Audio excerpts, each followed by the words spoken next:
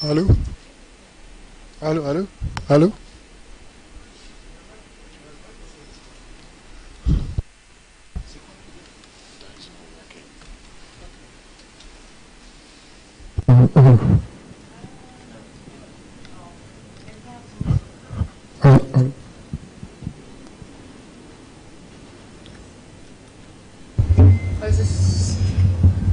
Is this better? Yeah. Okay. So I was saying that it's important.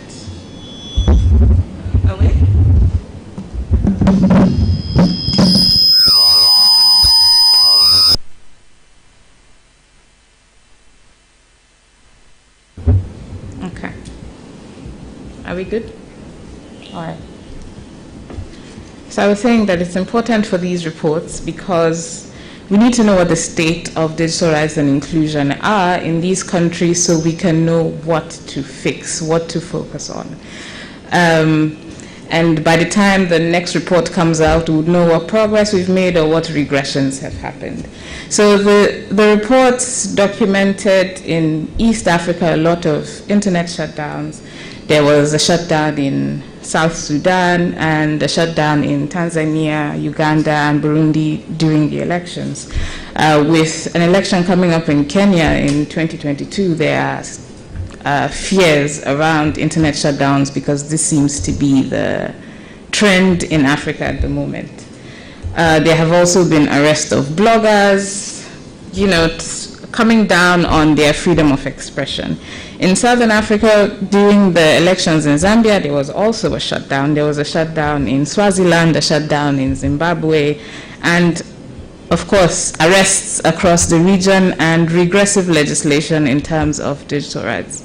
This is also the situation in West Africa, where we've had attempts at regressive legislation, arrests of journalists, and very recently the shutdown of Twitter in Nigeria. So the problems are the same everywhere, and this has been documented in Londa so that everyone can see where it is that we're headed and focus on the problems. Thank you very much, Khadija, for shedding light on some of those violations. And indeed, we see that all regions are facing very similar issues. Yeah. Moving along to our partners junction, Mr. SENEGAL, really now would want to learn, based on your vast experience on digital rights and inclusion in Francophone Africa, what would you say is the state of digital rights and inclusion in Francophone Africa, and what's the outlook for the future? We have seen quite a number of violations, very lengthy, for example, internet shutdowns in Central Africa, but really just to hear from you, what's the state of digital rights, as well as what's the outlook for the future? Thank you. Merci beaucoup.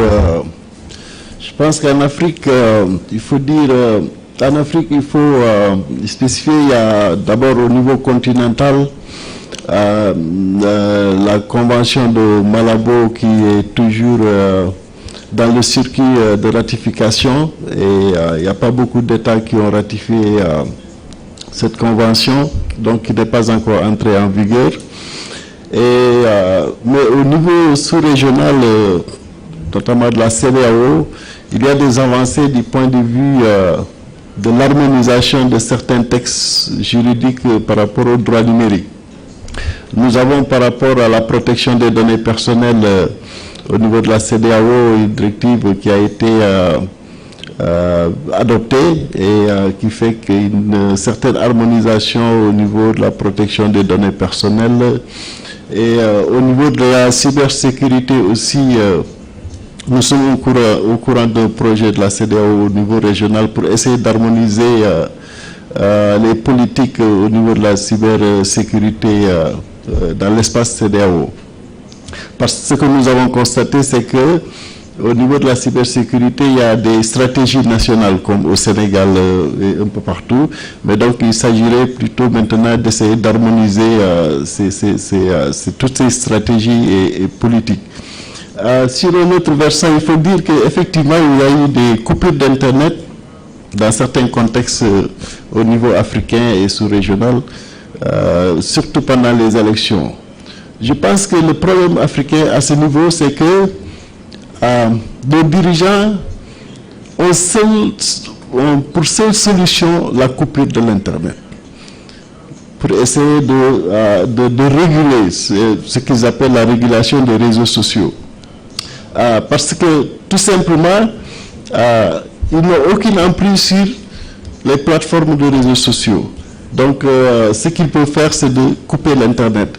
Ici au Sénégal, le gouvernement essaye de mettre en place une loi sur les réseaux sociaux, mais c'est tout un problème.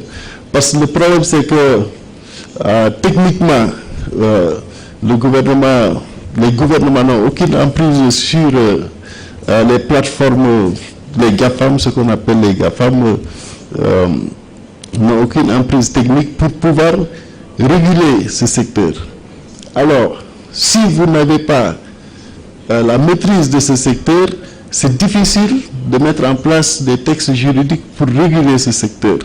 Et c'est pourquoi je pense que le défi en Afrique, c'est de voir, comme en Europe, comme aux États-Unis, de voir comment casser ce monopole des GAFAM. Ce n'est pas facile, mais je pense que l'Europe s'y met et l'Afrique aussi doit essayer de voir comment intervenir au niveau de ces GAFAM. Parce que le problème, c'est surtout ces multinationales qui ont le pouvoir maintenant. Ils ont le pouvoir maintenant. Et ça a échappé aux États. Je pense qu'il y a un retard des États par rapport à ces multinationales du numérique. Et c'est, à mon avis, toute la problématique de nos États africains. Et je pense que c'est le défi de l'avenir. Parce que si nous n'arrivons pas à maîtriser ces plateformes techniques, il serait difficile que nous maîtrisions nos données d'abord et que nous puissions aussi maîtriser toutes nos politiques numériques. Parce que ça nous échappe. Et je pense que le plus grand défi de l'Afrique maintenant, c'est soit essayer de faire comme l'Europe, voir comment engager une discussion avec ces GAFAM, ou bien que l'Afrique essaye de s'unir et de voir comment mettre en place des plateformes pour une certaine souveraineté numérique. Merci.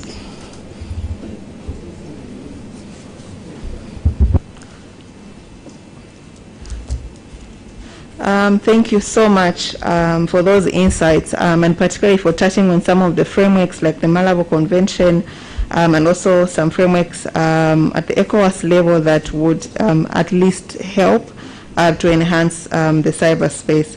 But also in touching on some of the challenges, especially when it comes to coming up with interventions that would involve governments as well as larger multinationals, especially when it comes to data protection. So with that background, really, I think at this point we all have a rough idea of the state of digital rights on the continent. GS, just for you to summarize, in terms of the African outlook, how are we faring? Are we heading towards a good place, or do you feel that we need to put in more efforts, different stakeholders, but of course, particularly ourselves as CSOs? Thank you, Belinda. Building on what my colleagues have said earlier, I think that Africa is we're at a junction, right? I'm sure you like me saying junction. Okay? And I say junction because we could go in either of two directions. We could look at what is happening and say, oh my God, it's too bad, and give up. Or we could look at it and say, wow, it's so bad, we have to do something about it. I'm glad to say that from our Londa report, what we saw in 2020 is that many civil society organizations, but not just CSOs, many citizens have chosen the second option. Many citizens have chosen to push back. We have the example from Togo of citizens and organizations that came together and challenged the shutdown of the government at the ECOWAS court and won the case. And I think that's really important because the assumption of many autocratic leaders in Africa is that people will roll over and just, allow things to continue. And that's why it's important, to begin to challenge many of those issues. Because to be honest, things are getting worse in many places. We used to think that the worst that could happen was, a shutdown or surveillance or things like that. But now we actually have governments developing policies and legislation that turn their illegal actions into legal activities. So you used to do mass surveillance, it was illegal. Then you come up with a cybersecurity policy or framework that then eventually gets into a bill and a law that justifies that action. So in arguing that something is illegal, then you come face to face with the problem. It is not illegal in that country, even though if you place it side by side with human rights principles, it should be legal, but it becomes legal because the government has learned to use the law as a tool of oppression. So we have that on one hand, but thankfully, on the other hand, I think because, as they say, where I come from, when you push a goat to the wall, more often than not, it does not try to create a space to go into the wall. It turns around and it bites you. I think that is what is happening in many countries, where citizens who normally will keep quiet are now beginning to fight back, and I think we need a lot more of that. More pressure, more pushback, because if we don't do that, then the assumption is going to be that it's okay, and you're going to have a scenario where governments do things and know for a fact that they will get away with it.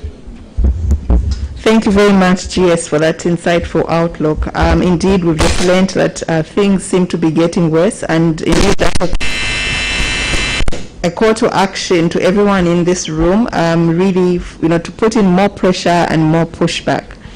Khadija, now moving over to you. As a contributor to the Compendium on Health Surveillance Stories, which is a compilation of human interest stories around COVID-19 and health surveillance in Africa. So what was your key takeaway, especially in drafting the Nigerian report? And also, are you able to speak into your experience at that time in interviewing and speaking to some of those victims? Okay, thank you, Belinda. So what we did following the pandemic, or in the peak of the pandemic, was to speak to people about their experience with COVID-19 and surveillance during that time. Of course, we noticed that because in the beginning of the pandemic, there were no medicines, or no one really had an understanding of it, and the best governments could do at the time was to try to contain it.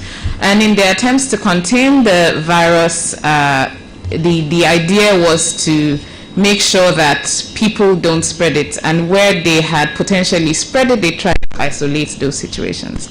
So because they were trying to then find the contacts of people who had the virus, they began contact tracing, finding out where you had been, who you had been around, where the virus could have potentially gone into. Obviously, that came with a lot of information collection. Okay. Obviously, that came with a lot of data collecting a lot of personal information.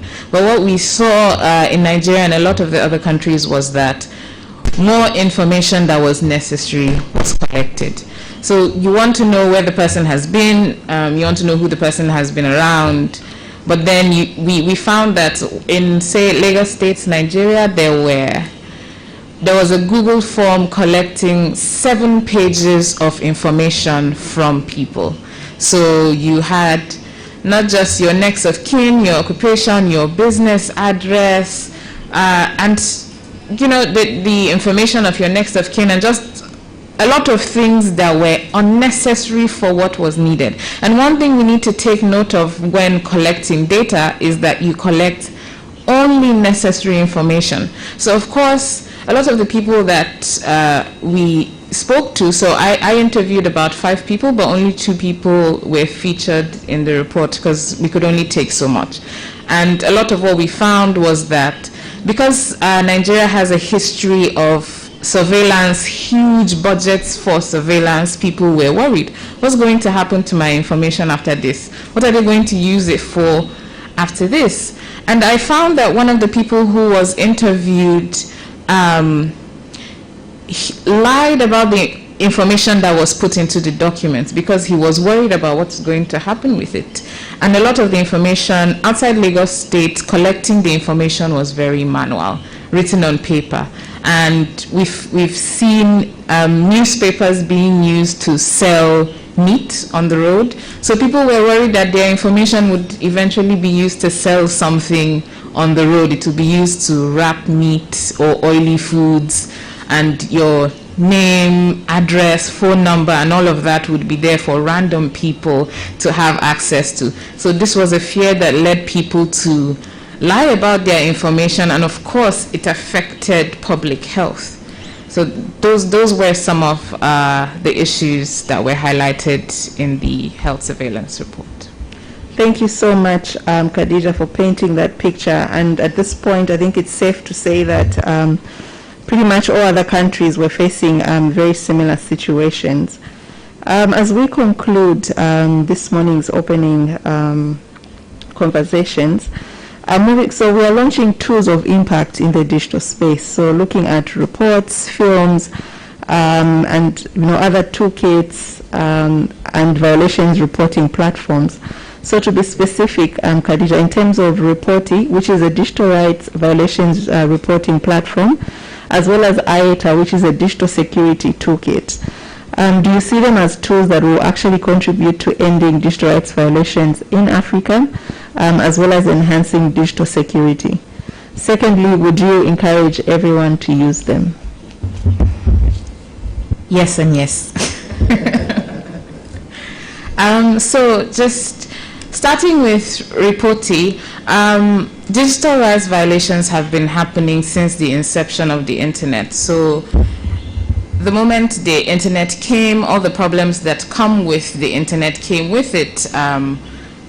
There was crime, but then there was also government repression and an attempt to control everything that came with the internet.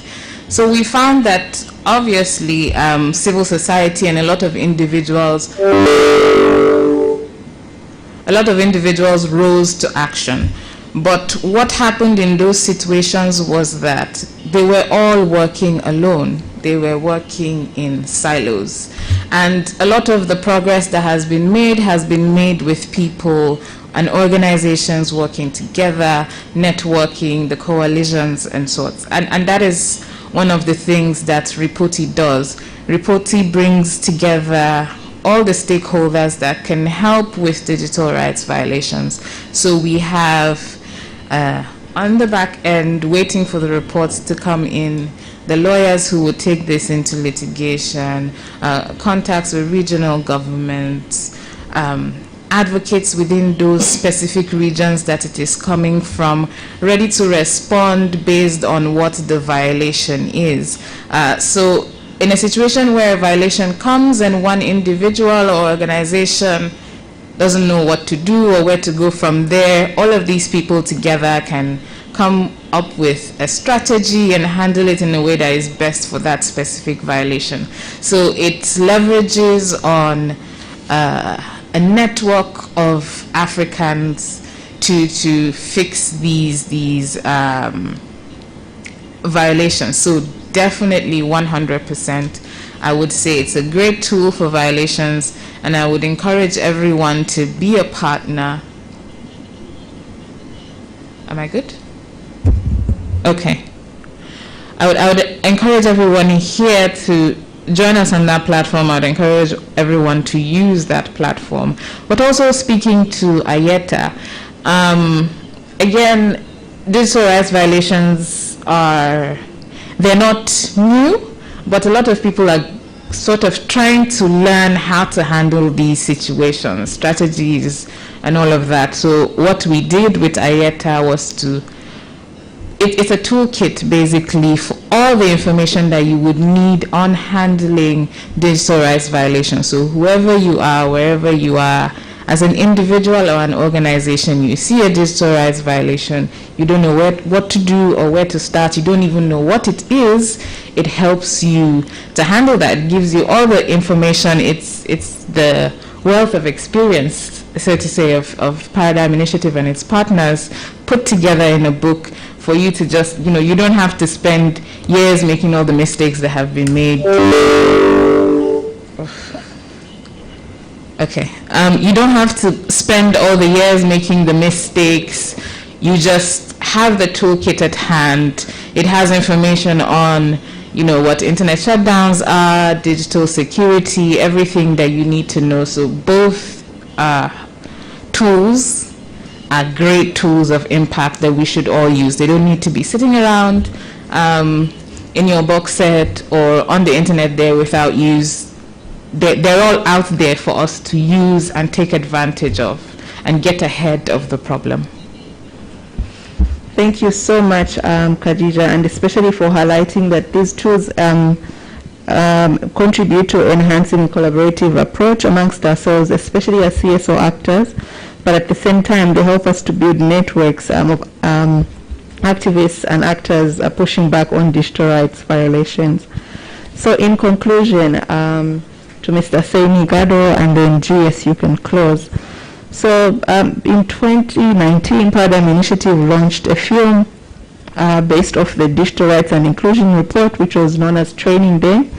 And then last year, based on last year's report, which is Londa, so this year we'll be launching a new film once again, known as Focus. So I'm sure we're all wondering, why films? So what's the importance of disseminating research findings, beyond a thick-paged report? What's the importance of using creative content? Oftentimes, I believe we publish our thick reports and put them on, stakeholders' tables and expect them to read and assimilate that without really looking beyond, what of that internet user that is sitting out there. So back to the question, why films? GS, that's for you as you close. But of course, to Mr. SENEGAL, what's the importance of disseminating research findings, beyond a thick-paged report and using creative content? Thank you.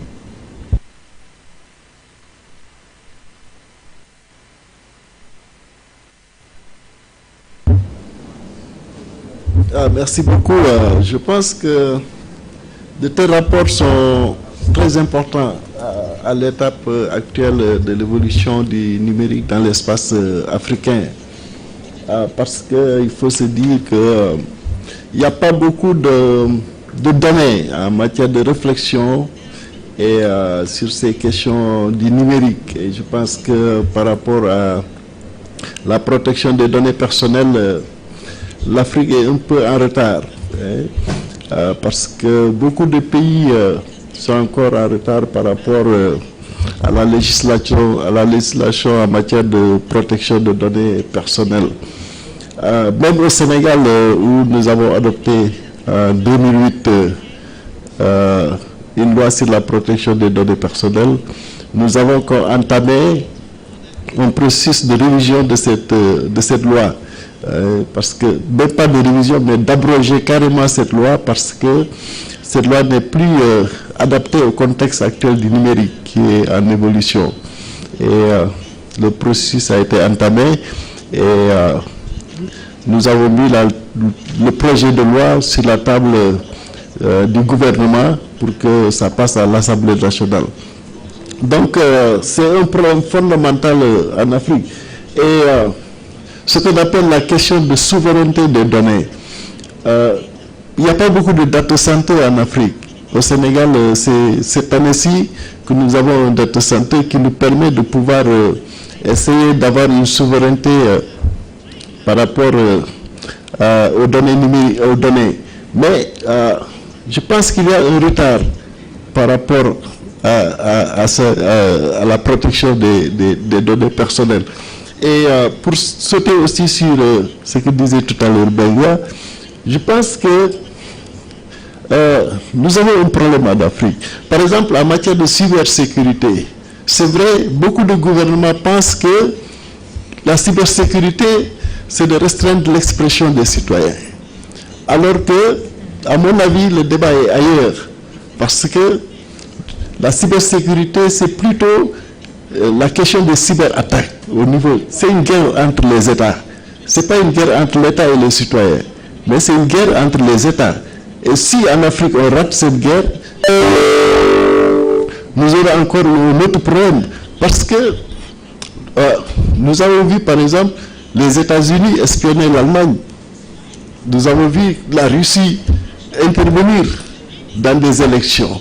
Alors, si en Afrique, en matière de cybersécurité, nous ne nous préparons pas, c'est la catastrophe. Et je pense que les États africains ne sont pas dans ce débat pour le moment.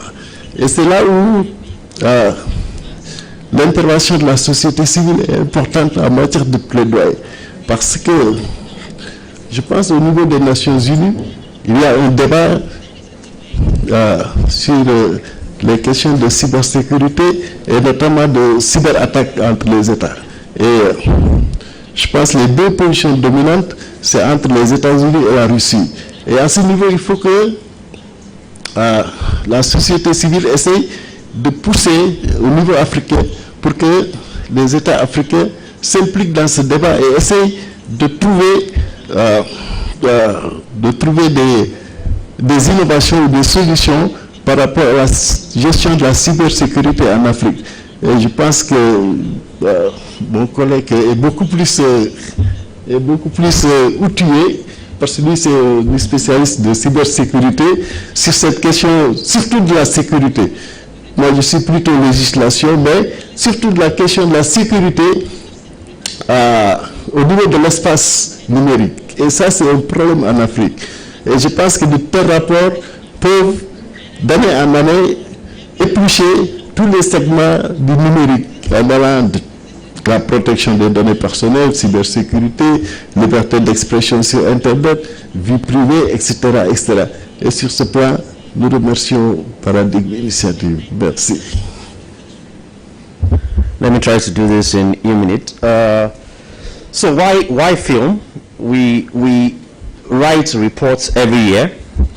This year's report is this thick, and I can assure you that when we give the reports out to everyone in this room, nobody is going to read all of the reports. Nobody is going to read everything from Angola to Zimbabwe because it's bulky. But what we've then done is that there is a platform that people find as fun, and they can also learn at the same time. Yes. And that kind of platform is film. Many of us have seen films, and I'm sure you've wondered, for example, why when you read To Serve with Love as literature, and you are supposed to write your exam in secondary school, those that pass the exams are those that read the book and watched Sidney Poitier's version of the film. There's a reason for that. Film helps with memory, it helps with interpretation. And so what we're doing today, and is basically to take the report and convert into a film so that people can understand the issues. And just in case you understand the issues and then you get scared, you can then pick up the IATA toolkit so that you can learn how to protect yourself. And even while protecting yourself, just in case your rights still get violated, you can then go to report.africa and report the violation so that you can get justice. So we use film to emphasize the issues that we've found in the report, and to also present it in a in a format that people can enjoy. It's bad enough that violations are happening. You don't have to endure understanding the issues. You can enjoy it, have fun, and from there you can then take action. Thank you. Thank you so much, ES, for that befitting closing. That brings us to the end of our conversations this morning. Just to say thank you, Khadija, thank you, GS, and thank you, Mr. SENEGAL. With that said, it was interesting to learn of all the insights and remarks. So thank you so much for lending us your time this morning. And speaking of films, we should be watching a film shortly, but before that, I'll hand you back to our moderator, Valerie. At the same time, just to say that I'm quite excited to learn that we'll be watching a film in a workshop. When you go to a workshop, you expect it to be very intense, reviewing reports and presentations. But yeah, I hope everyone else is excited that they get to watch a film in a few minutes' time. Thank you so much. Thank you very much, Belinda, and of course, thanks to all the panelists for this first session. And before, just like Belinda mentioned, I mean, we're all excited for the film coming up, and I think myself, I would want to discover that movie. So I would invite everyone for a very short break so we can have some coffee while we get ourselves ready for the film projection and the other activities that will follow suit. So thank you all. We'll be taking 10 minutes for a coffee break.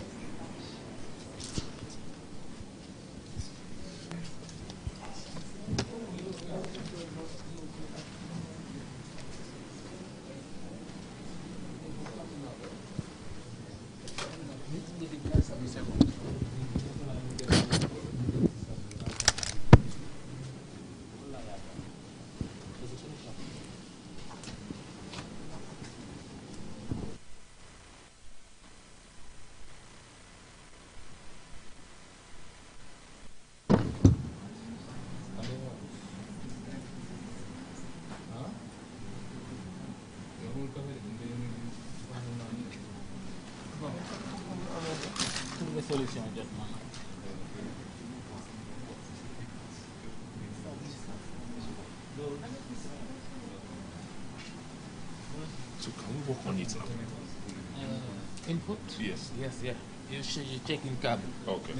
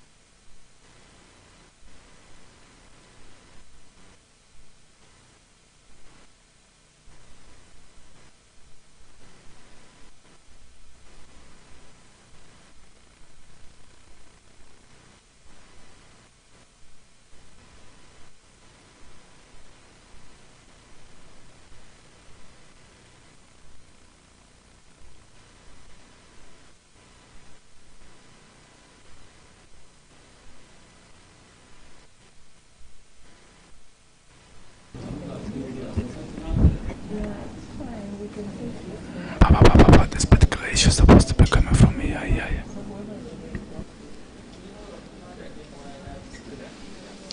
Fais-le encore.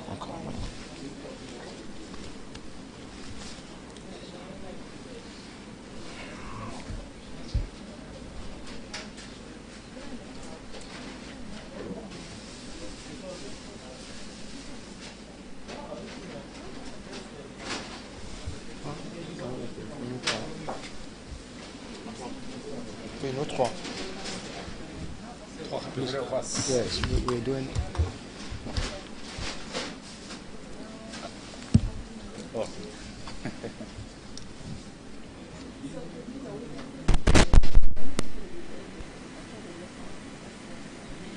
Bon?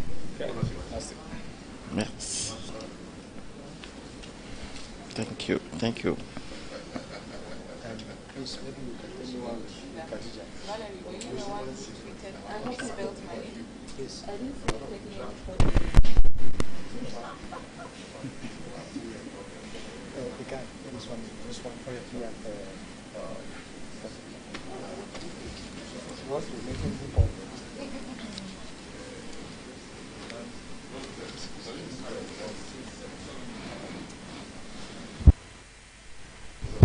Aye.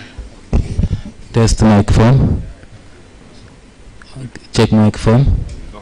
Yes, I do. 1 minute. Yes, I do. Test on the. Test.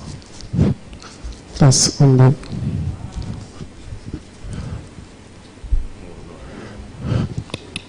Test on the. Test mic on the. Test mic on the.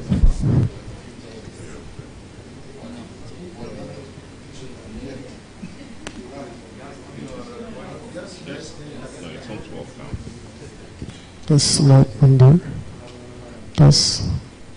Test mic on the. Test.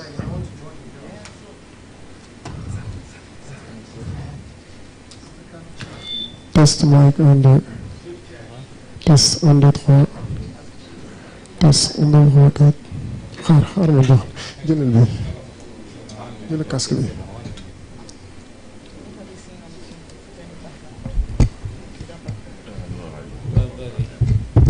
Test on the. Test mic on the. jëlal bi. Test on the. Test mic on the. Est-ce que oxy bi ubbeeku na Pape?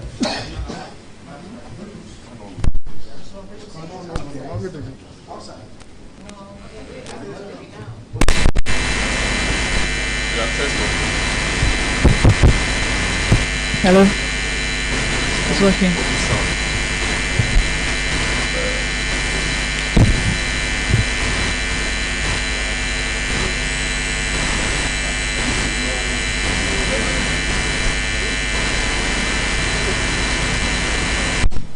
So if you put this now,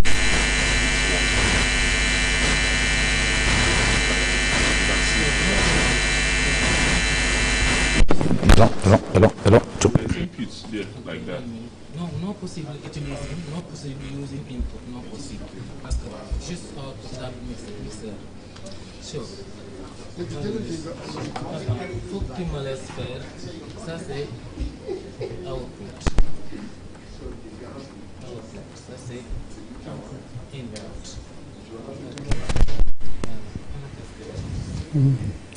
jëlal boobu. Test mic on the.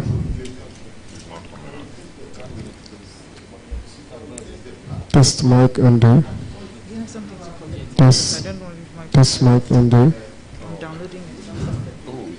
Oh, can you just send the URL? I just download.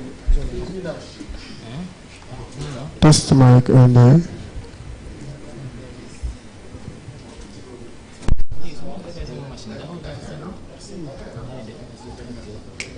It's working. Once you plug there, start working. Test mic on the. Test. I'm giving it to you. Okay. Test mic on the. Okay, the idents, yeah.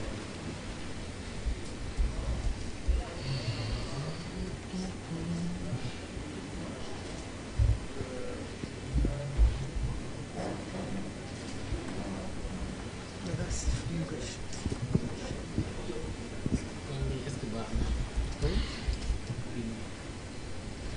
How is work? It's fine, thank you. Still well. Yeah, Well done. thank you. Tell me when you check if you're listening to the French. Email it. Play audio, this output, play music, quelque chose comme ça. That music comes out.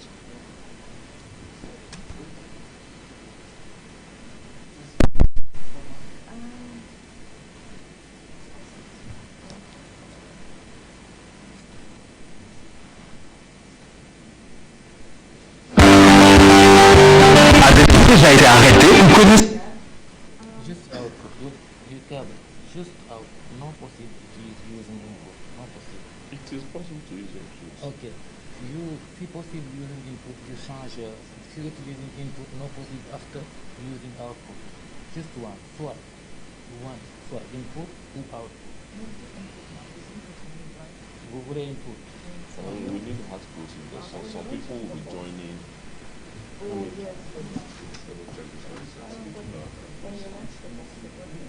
Hold on.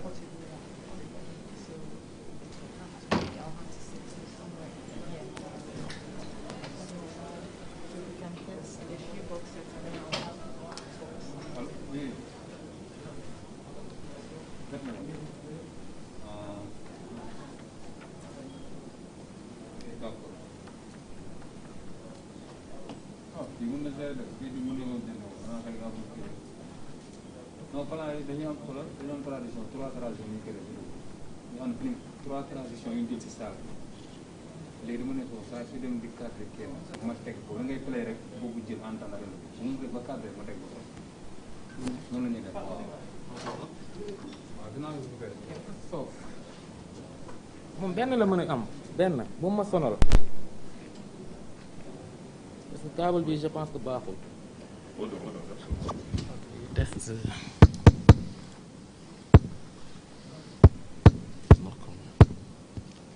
Yes, 1, 2. Et C, 1, 2. Et speaker, Roger Davis. Yes, sure. Input level, 1 minute. Yes, Yes, 1, 2. Yes, 1, 2. Ok. Non possible. Ok, voilà. Juste.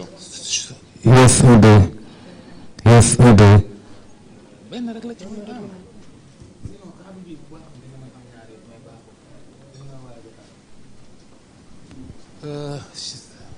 Oui, quelqu'un qui parle français. Possible avoir possible 2 câbles, 1 input, 1 output. Do you have cable? Okay. Cable, my cable. Finish. After lunch, post lunch. Okay. You come in 1 cable pour input. Okay. You understand? So just leave it Okay. like this. Voilà, on reste. Okay. Okay. You test 1 test. Yes, 1, 2. Yes, 1, 2. Yes, 1, 2, 3. Ok, 1, 2, 3. Yeah. Mic check, yeah, come on. Finally, we're here. Please, can you confirm on Zoom platform if you can hear me clearly? I can hear you now. Okay, good. Please, can someone confirm again that you can hear me? Just send a message. Send a message.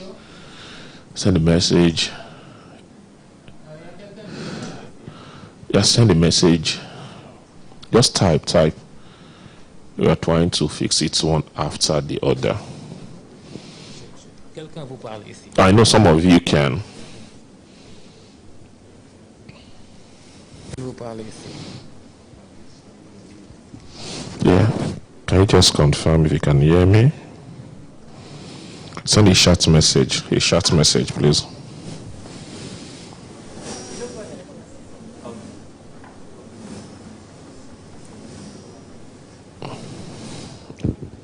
C'est bon? Ok, voilà. After post lunch, you check in 1 câble. Comme ça, voilà, c'est bon.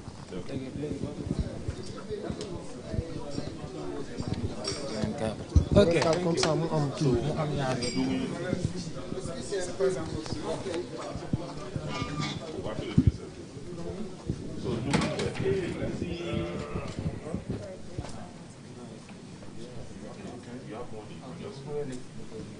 Oh, okay.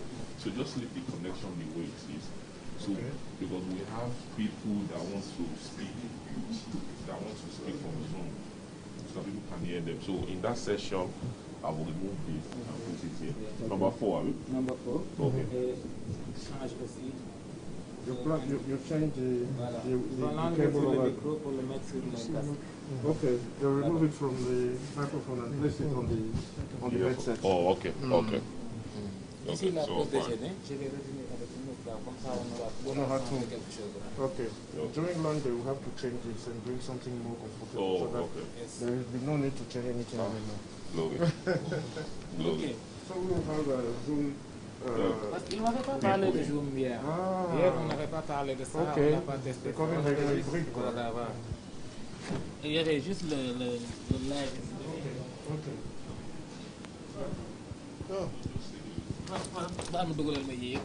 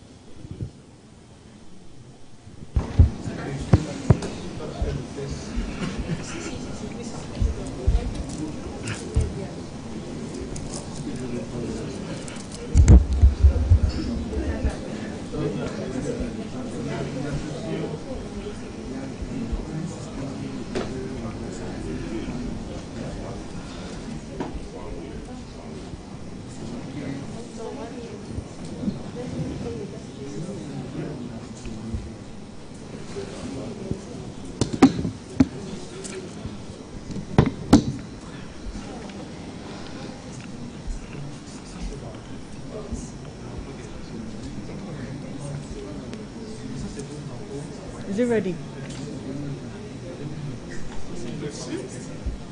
Let's get. How much? 3.7. 3.8, I think. I think it's 2.8 online. No, let me see. 3.86.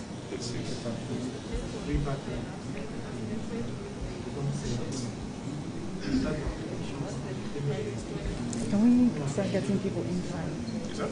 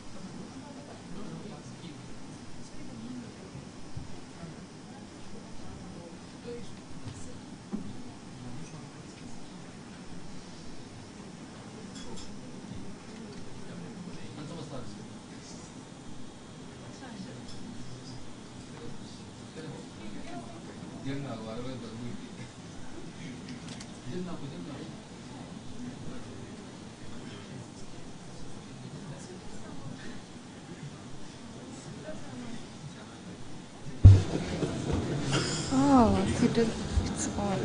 Yeah, it's on. There's no noise. What if I sleep and it amplifies my voice?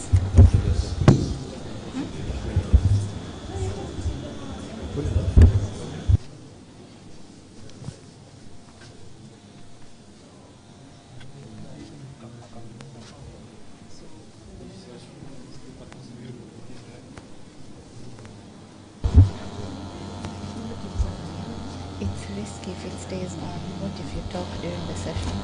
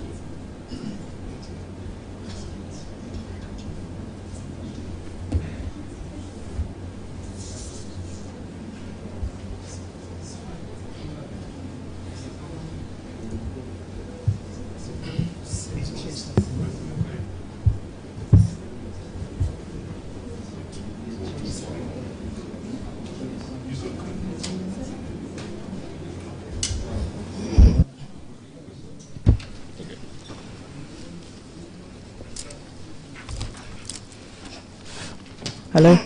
Hello?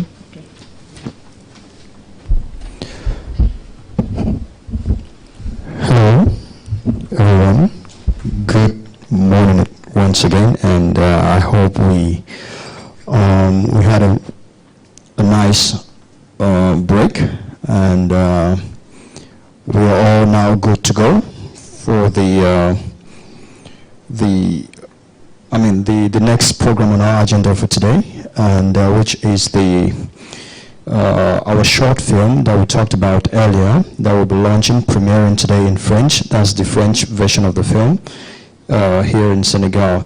Even though I see so many English speakers, the initial idea to screen the film in Senegal, it's because it's a French-speaking country, and we're hoping that it's going to, flow nicely with them. But we still have a bunch of English speakers here, so I just want to call on the English speakers to bear with us, but let's follow the film in French. This is an exclusive screening because the film will be officially premiered worldwide next month. So, it's a great privilege that we're given to Senegal to have the to get their first eyes on this movie. So, after the focus short film launch, we're also going to, like you all can see on your table in front of you, are the box sets that we are actually celebrating and launching today. It comprises of several reports and some of the works and tools that we have at Paradigm Initiative. So without much ado, I'll call on Madam Nena, who is our Chief Operations Officer, to take over this session, and she'll be, unveiling, telling you everything you want to know about the box sets, and of course, she'll just introduce the film we're about to watch, and perhaps after that, now we'll get into the box sets unveiling and launch proper. Thank you very much.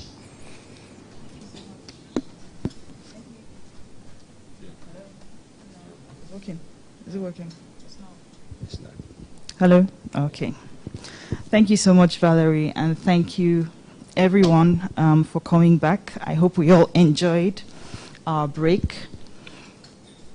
So welcome to the official launch of Paradigm Initiative's box set, Tools of Impact.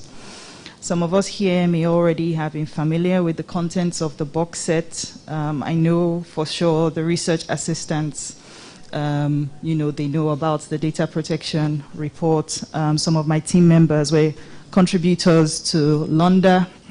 And then I know that some of the participants as well, you might have come across some of these works this year, because this is a collection of all our research outputs and reports for the year. So my work has been made very, very easy thanks to the discussion and reflections we just had. So thank you to Bulanda for facilitating that panel with Benga, Khadija, and Monsieur Gallo.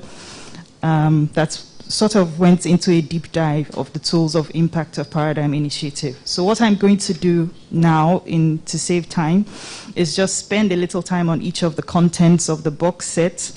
We'll have the opportunity to dissect and discuss each in detail over the course of the event in the next few days. So why have we tagged it Tools of Impact? We call this collection Tools of Impact because they are tools of learning, tools of advocacy, tools to guide the work that is done and can be done in promoting digital rights and furthering digital inclusion, tools to protect and safeguard, and tools to promote safety and digital well-being. In the past year, we went fully remote and we carried out all our activities virtually. So the contents of this box set have been the bedrock of what we have done and what we will continue to do. So the first report in the box set is our annual impact report, which captures the year 2020 in retrospect. 2020 was a tough year for everyone and a turning point for many of us due to the pandemic. At PIN, we went fully remote and had to rethink the delivery of most of our program activities. So this report showcases the work done in 2020, the successes, highs and lows. It demonstrates our push as an organization to do the work even when faced with disaster, because as we know and we learned again, it is in times of disaster, unrest, and uncertainty that we do what we do is needed the most. So with this report, you'll learn more about how we pivoted in delivering our digital inclusion activities, what we achieved with and in the community, and a summary of our work in digital rights across the continent. The next content is the anchor report of this box set, which is our annual Digital Rights and Inclusion in Africa report. So since 2016, we have produced an annual Digital Rights and Inclusion in Africa report. For 2020, we had reports from 20 countries, ranging from Egypt to Benin to Democratic Republic of Congo, all the way down to South Africa. This report analyzes the state of digital rights and inclusion in Africa, examining violations and gaps. Khadija here earlier touched on regional infractions.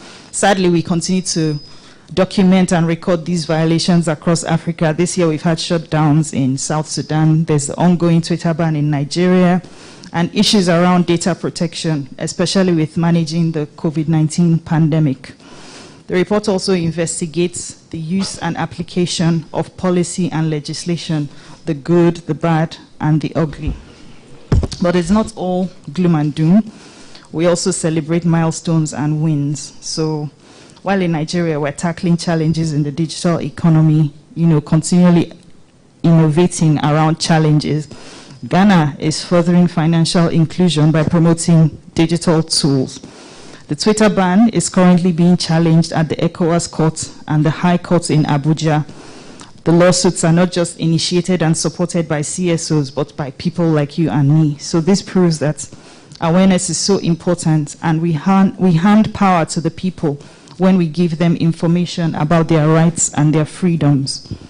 Finally, the report also prefers recommendations for the digital landscape in Africa. You'll see that the report is titled Londa. This name was bestowed upon it by the community, and it means to defend in Zulu. Londa is the anchor report, like I said, and it's a rallying call to all of us, a call to learn, a call to use our voices, and to join in the work of defending digital rights in Africa. The next report is the COVID-19 and digital rights report, and it is a compendium of real-life stories that help us understand the extent to which privacy and human rights in general were respected during the pandemic. It details the health surveillance methods of contact tracing and data collection, using these interest stories to narrate the experiences of COVID-19 patients and health workers. It especially highlights data privacy and data protection concerns, which we will deep dive to in a session this afternoon. I'm really looking forward to that session later today. That session is going to be around data protection, which is the next report, Data Protection Authority. So noting that data protection laws have been around for 2 decades and data protection regulators for at least 14 years, the DPA report examines case-by-case description of the facts and figures surrounding the establishment of every existing DPA in Africa, their regulatory regimes, statutory powers, functions, and ultimately reported investigations and decisions that have been recorded. We are very grateful and honored to have the presence of the Data Commissioner from Niger Republic, who will also be on the panel later this afternoon to go more in-depth into that. The Commissioner from Niger also spoke earlier about the responsibility and work needed to be done to further digital inclusion on the internet. So I'd like to thank you, sir, for your kind words. One would think that with the economic growth and digital innovation across the continent, youth and unemployment would have been tackled to a good extent. However, that is still a going concern with staggering statistics. The lack of accessible capacity building models combined with digital exclusion means the most affected are the underserved and vulnerable populations, which are predominantly young Africans. So our digital inclusion programs, which you will learn more about in the Digital Inclusion Info Pack, connects young Africans with digital opportunities, and closes the digital literacy gaps that exist among young people across Africa. So we combine training, mentorship, positive peer pressure, and deliberate modeling to provide participants the opportunity to learn in a structured environment and connect them with mentors who guide them in post-training engagement. Next, we have reporting. Like I said, my work was made easy because we had Khadija do almost a step-by-step process of what happens with Reporti. So Reporti is a platform that provides Africans with the availability of a safe space to lay complaints about digital rights violation. Reporti is community-driven and community-run. It's easy to use, and the back end consists of CSOs, lawyers, digital rights defenders, activists, national human rights institutions that offer case management and support all the way to case resolution. For IETA, digital rights advocates have increasingly become concerned about their digital security, and IETA provides all details measures to take to protect themselves while in the line of duty. I personally believe that IETA is for every African and for every internet user because it provides digital security tips that can be taken against potential threats. It includes digital security actors, a calendar of digital rights events on the continent, and links to resources such as case studies. There's even games on there, so we can have younger Africans who can learn about digital security online, gender-based protection as well. So if you go to ieta.africa, you'll be able to see the games, and you'll be able to also connect with one digital safety, which is like a collaboration between Paradigm Initiative and Policy, but that tackles more gender-based concerns of safety online. Okay, so the main reason why we're here, we've all seen the box sets.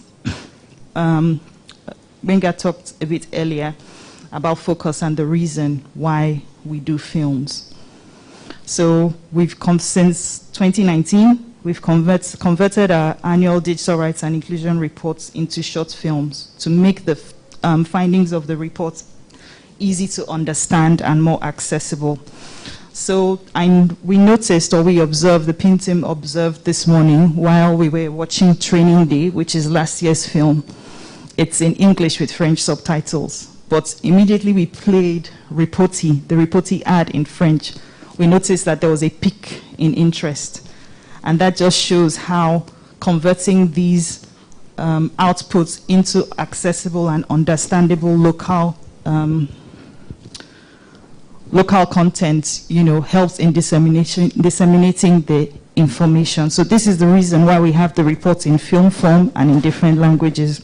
So the film for this year is available in English, it's available in French, and it's available in Swahili. The box sets is also available in English, French, and Swahili. And the reports are available online as well, virtually at paradigmhq.org/reports. So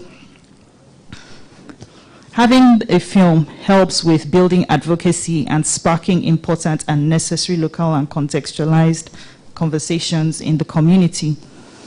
So we're going to be taking the film on tour this year after it has premiered to some of the countries that produce reports for the Londa collection. This will facilitate specific and local conversations around issues that are specific to the countries or the communities that we take the film to.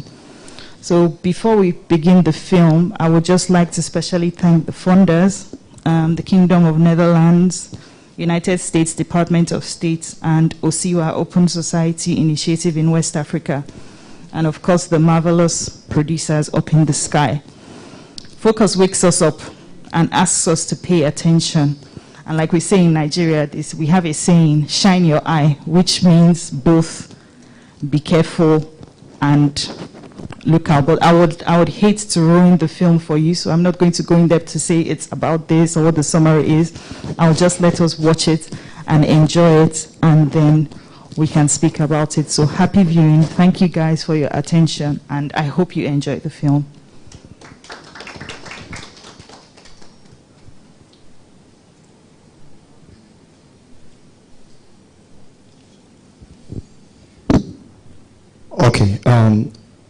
we'll move right away to start the projection of the movie. So, like in any cinema, lights out.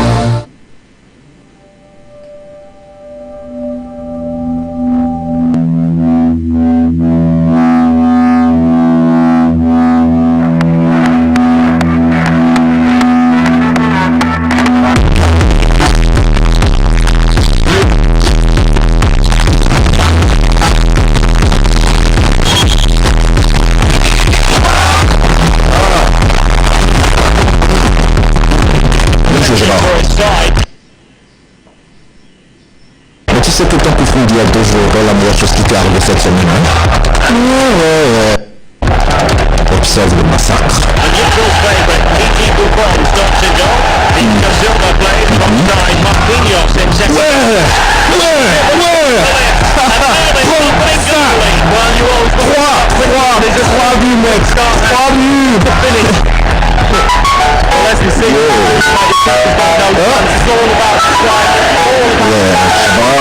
Désolé, je dois aller. Exact. Je dois aller au boulot. Ouais. À plus tard. Pour une nouvelle fessée. Ouais, c'est ça, mec. Allons de l'avant. Interesting to compare and contrast. Pjanic distributing brilliantly. Douglas Costa! And Juventus have done it!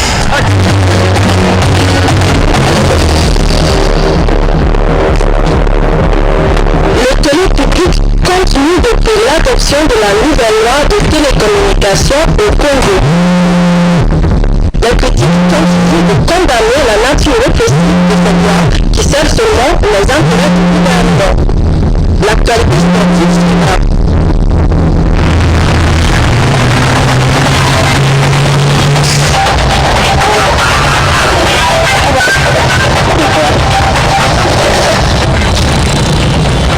Ok, bienvenue une fois de plus pour l'actualité sur Star FM 99.5. Et pour rappel, moi c'est Jeffrey. Et si vous nous suiviez plus tôt, nous parlions de la loi d'identification digitale au Togo, les implications d'une telle loi. Et si vous vous souvenez, en 2019, quand elle fut introduite en premier, elle a fait face à une vague de mécontentement. Et pour vous, c'est le c'est dans la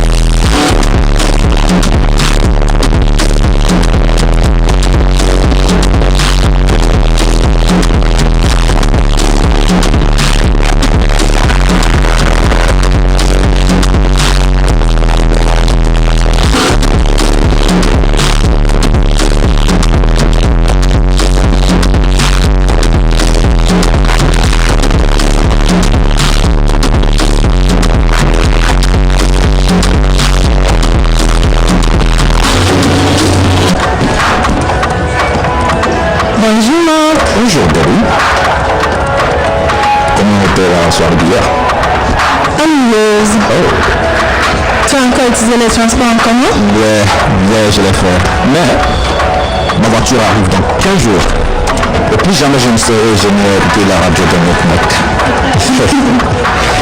Tu as peut-être me ramener alors un de ces jours?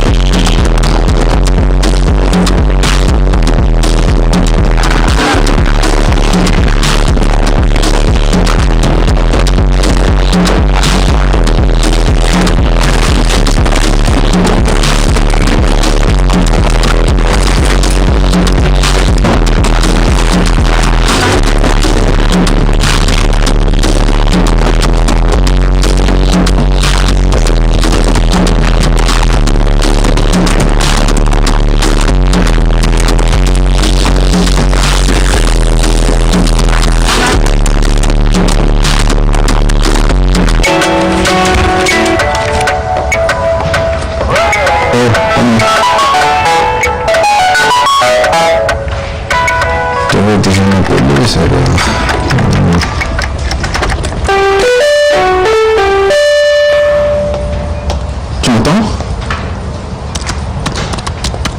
Gérard, tu m'entends? Ah oui, maintenant je peux. Oh, bien. Je commençais à me demander si quelque chose n'allait pas de mon côté. Ah, simplement mon internet, mec. Il a été épouvantable toute la journée. Oh, David qui est là. Venons tout droit de Gaborone au Botswana, c'est notre ami Chelo. Salut. Arrête tes conneries, Mac. Salut, Jabba. Salut, Chelo. Oh, elle est là. Salut, là. Ed, à chaque fois. Ed, nous ne te voyons pas. Oh. Ok. Hey, Ed. Comment va le bébé? Elle va bien. Elle avait sa mère ce week-end. Ça va tout le monde? Il fait très chaud ici en Adonai. J'ai juste envie de rester dedans. Non. Je crois qu'on devrait se défouler un peu. Se rafraîchir et rester à la maison. Tout à fait d'accord. Raison pour laquelle j'ai hâte de vous retrouver. Alors, regardez le message WhatsApp. J'ai envoyé une liste de lieux de rencontre.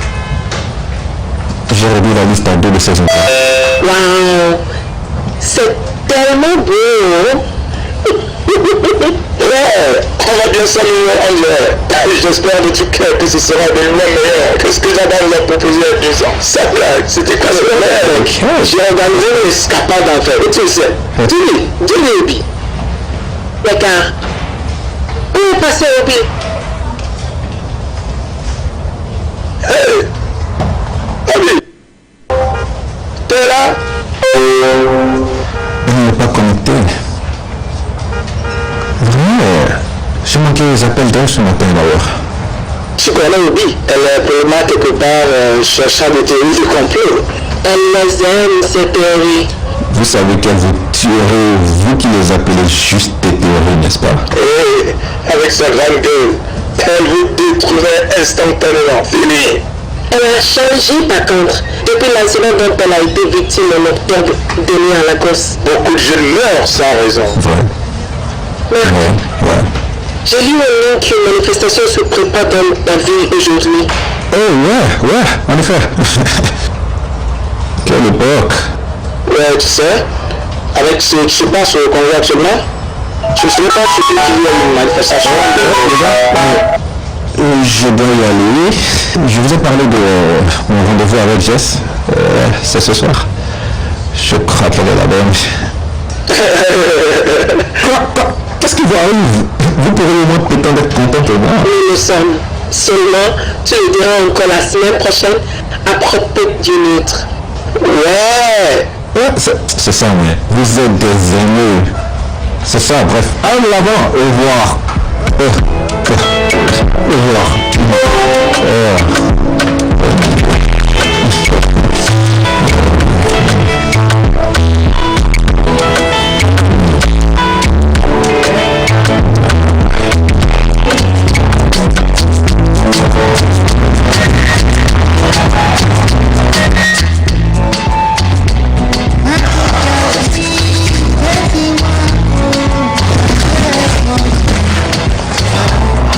Bonsoir.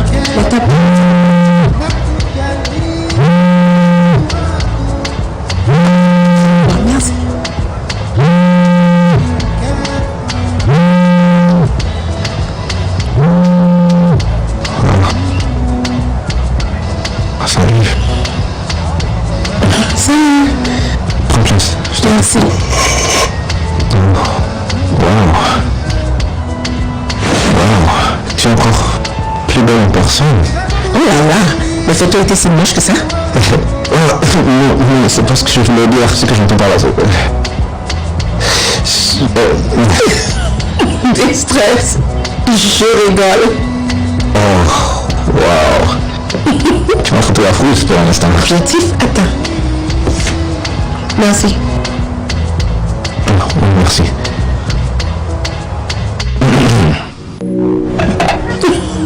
Waouh.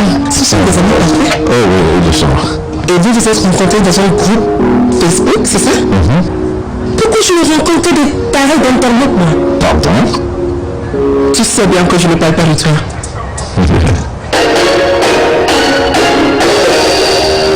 Juste derrière moi, nous nous réunissons à la place de Ville ce soir pour la manifestation contre l'abus permanent des droits de l'homme par le gouvernement actuel. Ça commence à sentir le roussi à l'heure, n'est-ce pas? Tu penses qu'ils ont des plans corrects pour résoudre ces problèmes, toi? Pour être tout à fait honnête, je ne suis pas à l'actualité politique. Vraiment?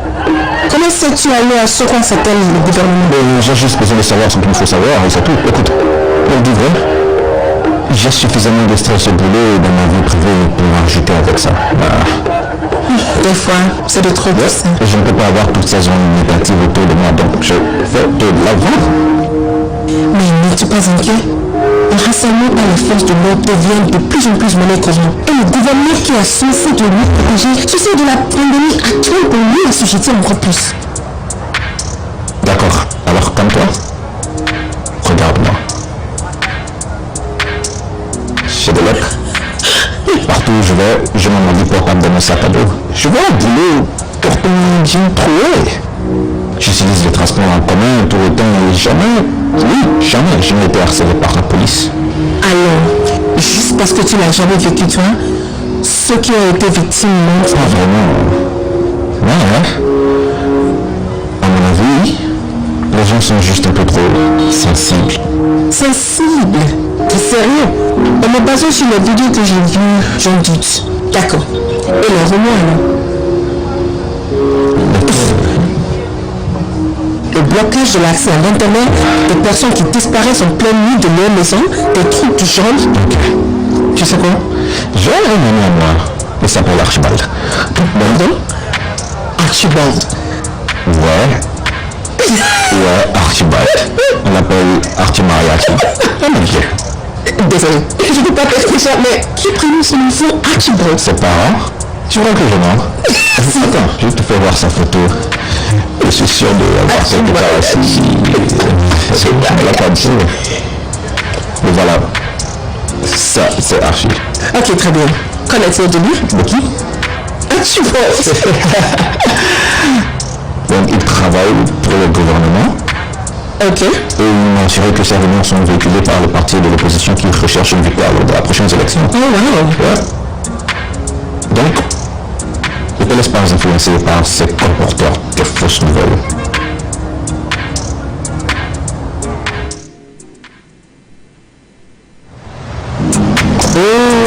Je suis rentré, trouvé mon chien mort.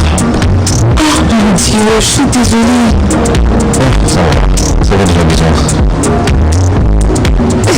C'est vraiment intéressant. Merci. Marc, j'ai passé un bon moment avec toi. Ah non, je me suis bien amusé. Et si c'était chez moi la prochaine fois? C'est vrai? Ah ouais, ça va avec plaisir. Je vais donc.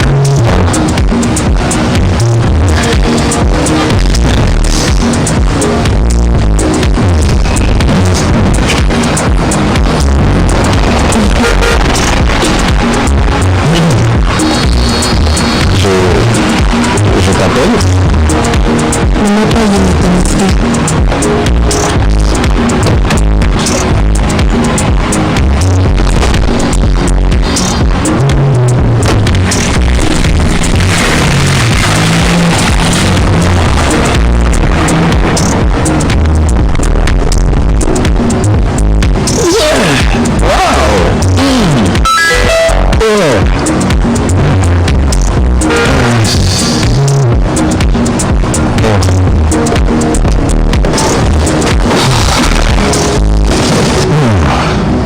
Salut. On peut aller. Très bien, monsieur.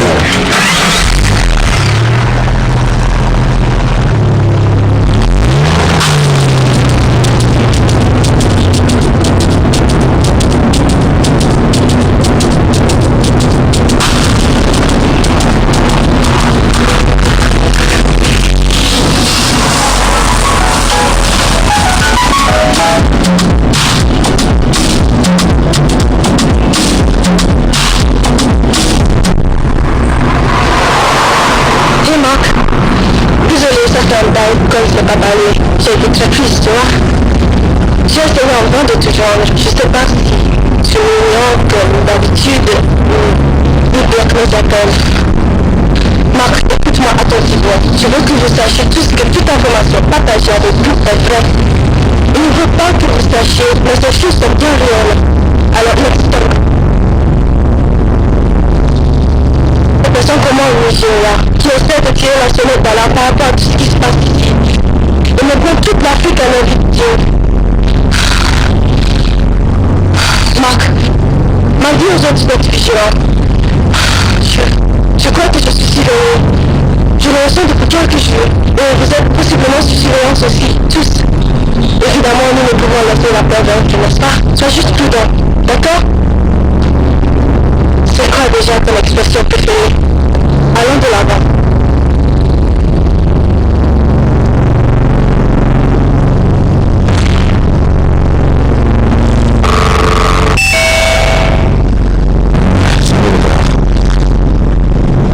Je viens de recevoir une vidéo très dérangeante de votre sentiment. Là, tu as appelé pour en savoir plus. J'arrive pas à me joindre. Et c'est encore une fois, mec, tu la connais. Pourtant, tu connais l'aide.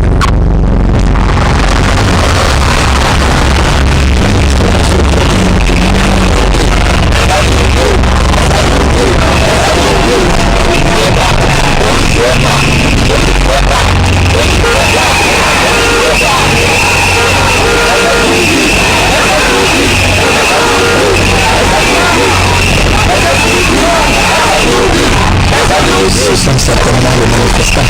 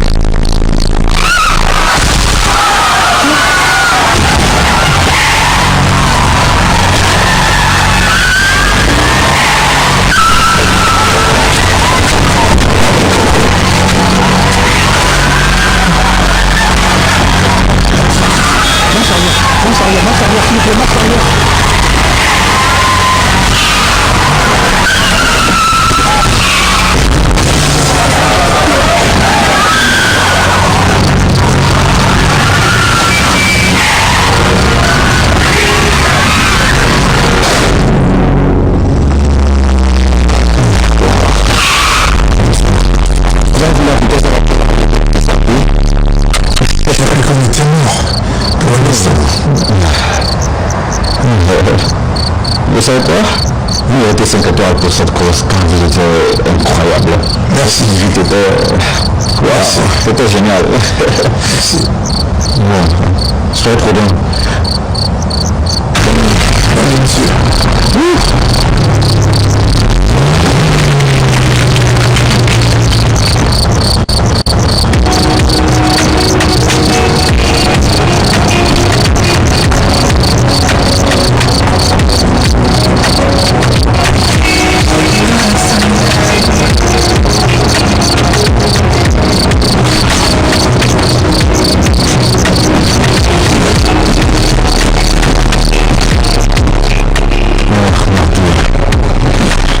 Ça. C'est vous qui aurez de nous donner accès aux zones.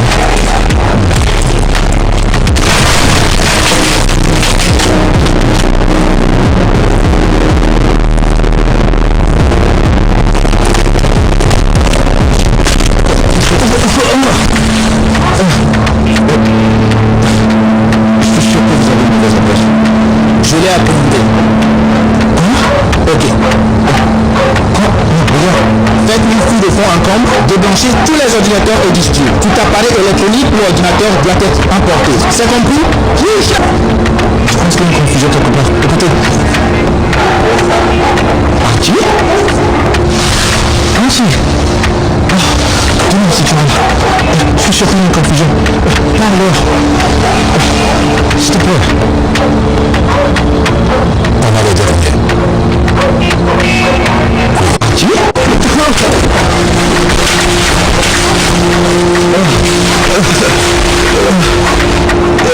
Archie?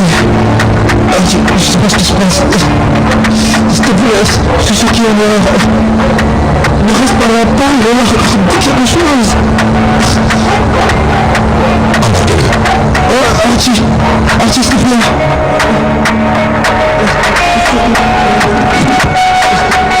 Quelque chose qui ne pose pas.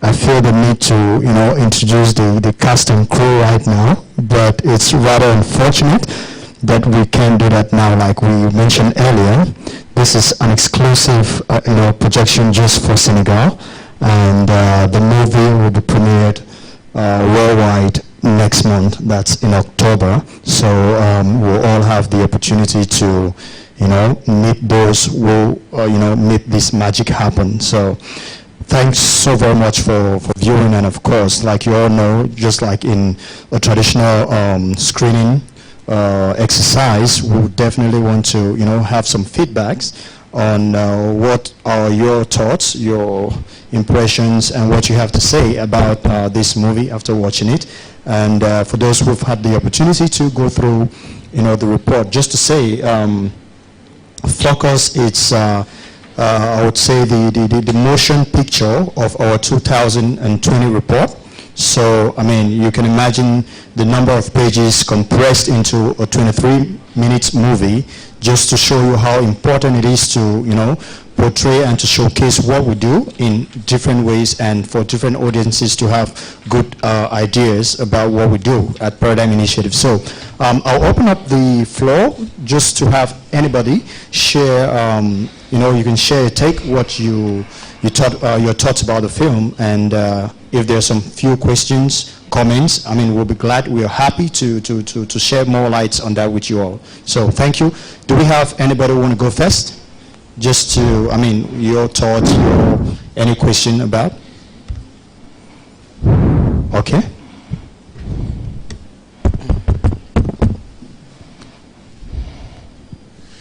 Thank you very much for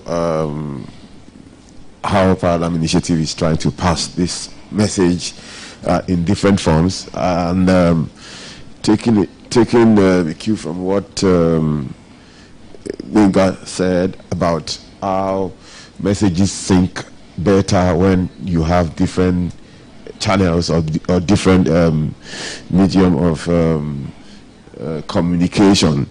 But maybe because it's French, I couldn't follow all through. But the conclusion is, for me, I'm not sure I could get the message from the end of it. Perhaps I would have thought that after the guy was taken away, maybe there would be some words saying, like, we see in Nollywood, some movies are not very, very conclusive, but at the end of the day, maybe they take maybe after the last scene, they not tell you, maybe they get married, maybe the person was arrested, or was jailed, or was tried, or was whatever. So at least we know the message you're trying to pass with it. But I was thinking after that I would see something scrolling on the screen, but I didn't see. But maybe for the French-speaking people, maybe they could get the message. I even perhaps expected more from the violent scenes. Apart from the fact that they were shooting, I expected police taking people, like we saw on social media, police taking people, putting them in the vans, some people locked up without trial, some people extrajudicially, terminated. I mean, those things that you would always see in reality in things like this. So for me, those were just my point. I'm glad to maybe share some clarifications about your preoccupation. Yes, before, let me just, okay. Actually, just to let you know, we'll be having the English projection during lunch so that you can follow as well.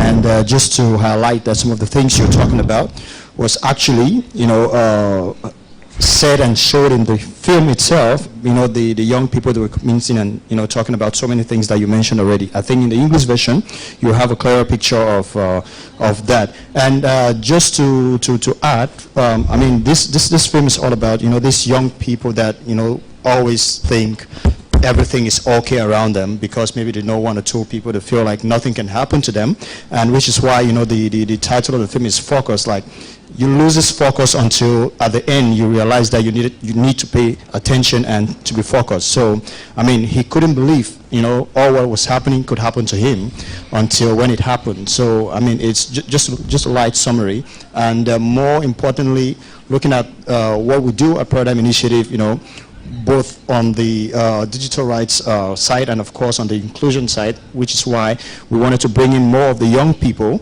to understand that this thing happens and they are very much vulnerable when it comes to things like this. So it's twisted, and again, it's a film that opens up a whole lot of conversation. So yeah, so just to give a clear explanation. Thank you, Valerie, and thank you, Mr. Babalola, for that valuable feedback. It's always great to learn and to know, what the end users, what the consumers think, because at the end of the day, we need to be able to pass the message correctly and accurately and in a way that the viewers will understand. But like Valerie said, we're going to project in English as well during lunch, so those who that are English speaking, you can stay back during lunch or get your lunch in and watch the movie. But I just wanted to highlight that Focus has like a movie within a movie. So we try to use symbols, a lot of symbolic things, because it's a short film. There is only so much that you can, like you said, compress this into 23 minutes. Sorry. Hello? Yeah. So I will just give one example, because the same thing, I want you to be able to enjoy the film and find all those hidden eggs on your own. But one example, like when you gave about the extrajudicial killings, if you look when the Mark is walking, there's a part where he passes and they're like posters of missing persons. That if you have that context of reading the report and knowing what's happening across the continent with harassment of journalists, unlawful arrests and things like that, that's a ring a bell to you, and like, missing persons, young people are disappearing, where are they going to, what's their end, why are they being taken away? So that's just an example, but there are so many hidden eggs and symbols in the movie, and I just wanted to point that out, that it might be something that you'll have to watch more than once to really get the layers upon layers that are in there. Thank you. And interestingly, not only watch time after time, but read the report to have a clearer picture and vision of what the movie is all about. So, thank you, sir. Oui, merci beaucoup. Juste une petite question. J'ai compris un peu dans le film l'usage...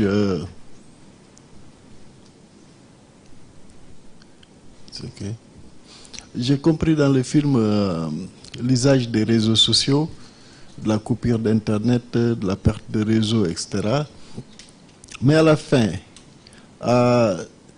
pour quelle violation des droits numériques il a été arrêté?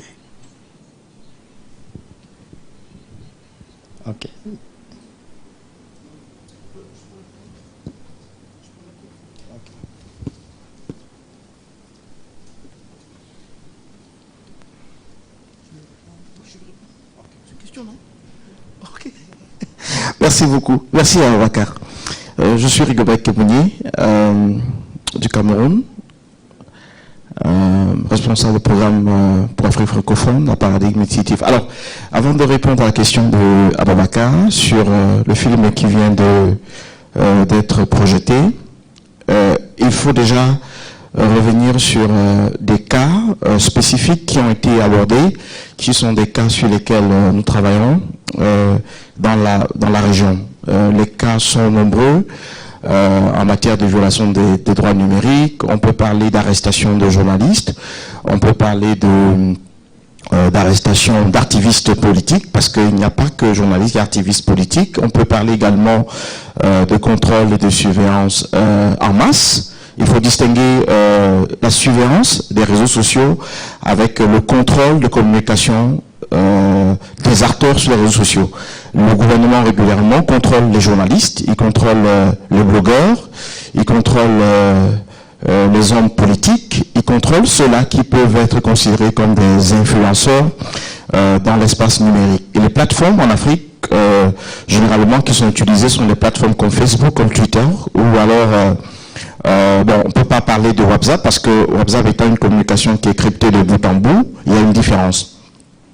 Maintenant, lorsqu'on regarde le film, on comprend réellement qu'il résume l'ensemble des gros problèmes qui se présentent en Afrique. Dans le film, on parle par exemple de contrôle de communication. En Afrique, l'Égypte est un pays champion en contrôle de communication. Par exemple, autour des élections, autour de chaque élection, il y a un problème, une problématique de contrôle de données, par exemple en Égypte. Ça a été relevé dans les rapports de 2016, de Paradigme Initiative, de 2017, ainsi de suite. Maintenant, on a un autre problème qui se passe dans notre pays. La République démocratique du Congo, par exemple, où généralement, lorsqu'il y a une manifestation publique, politique, il y a un mécanisme de coupure d'Internet. Cela a été fait en 2018, par exemple, où le gouvernement demande de manière expresse, dans un communiqué aux opérateurs téléphoniques mobiles, de couper Internet pour empêcher un certain nombre de débordements. Autre chose également, les crises arrivent à quel moment? Au moment des élections, au moment des troubles politiques dans un pays. Et ces moments sont les moments clés où les gouvernements ou alors les fournisseurs d'accès à Internet sont obligés d'être main dans la main. Regardez par exemple le cas de la République démocratique du Congo, par exemple, où les opérateurs ont reçu une lettre: si vous ne coupez pas Internet pour préserver l'intégrité du territoire, il est possible que vos licences soient retirées. Donc là, il y a enjeu économique, il y a enjeu politique et en même temps, on a la stratégie.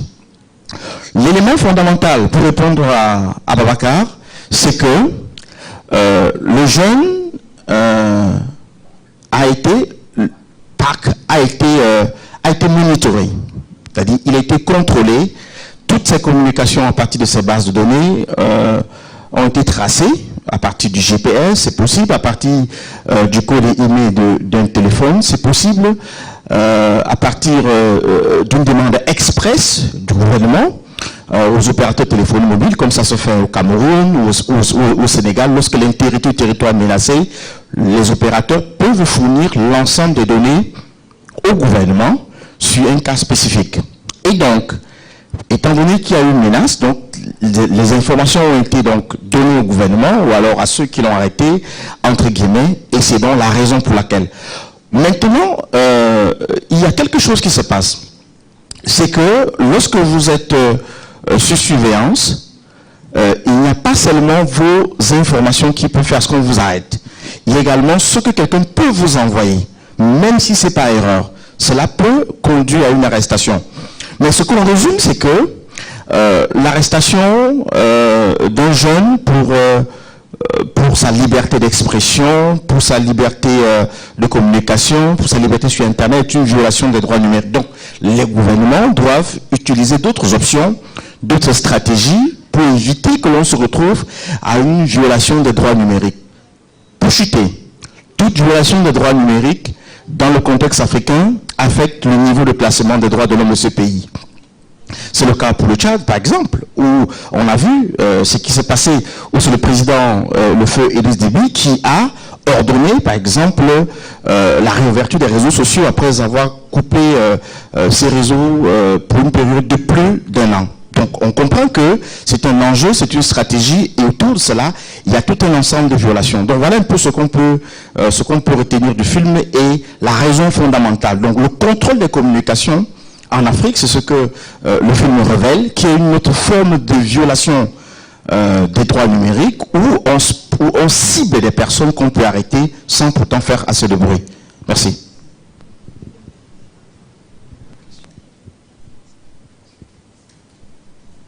Okay, we'll take Nana in English before.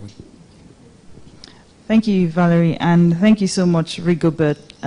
So Rigobert has covered quite a bit, but I just wanted to also add that one of the goals also of the film is also to teach, for people, young people to be able to learn about their rights and their freedoms. That just because, you know, you're not a digital rights defender, you're not a journalist, you're not a blogger, does not mean that your rights are not under attack. The young man in the film was very oblivious to what was going on in the digital rights space. His friends were involved, you know, in defending digital rights. They talked about things. They talked about being surveilled, you know, and things like that. But he just didn't care, which is the case for many young people. They do not know that digital rights are human rights, and they have a right to freedom of expression. They have a right to freedom, access to information, and things like that. So this movie, this film, is, you know, it's like a wake-up call to pay attention, to always pay attention. At the end of the film, the write-up that came there said, first they came for the others. I didn't care because it wasn't me. So his friend had been missing, but he wasn't paying attention. But at the end of the day, they came for him too. So that is a wake-up call that it can happen to anyone, and we all should, you know, learn and also create awareness about digital rights and digital violations across the continent, because what we see is when we don't challenge these violations and infractions, it enables, you know, governments to continue to violate.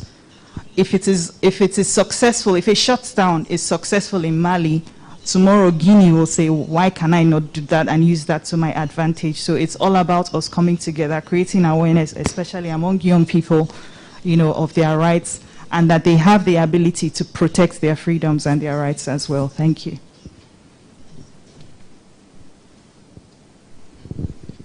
Okay, we take the Commissioner's remark.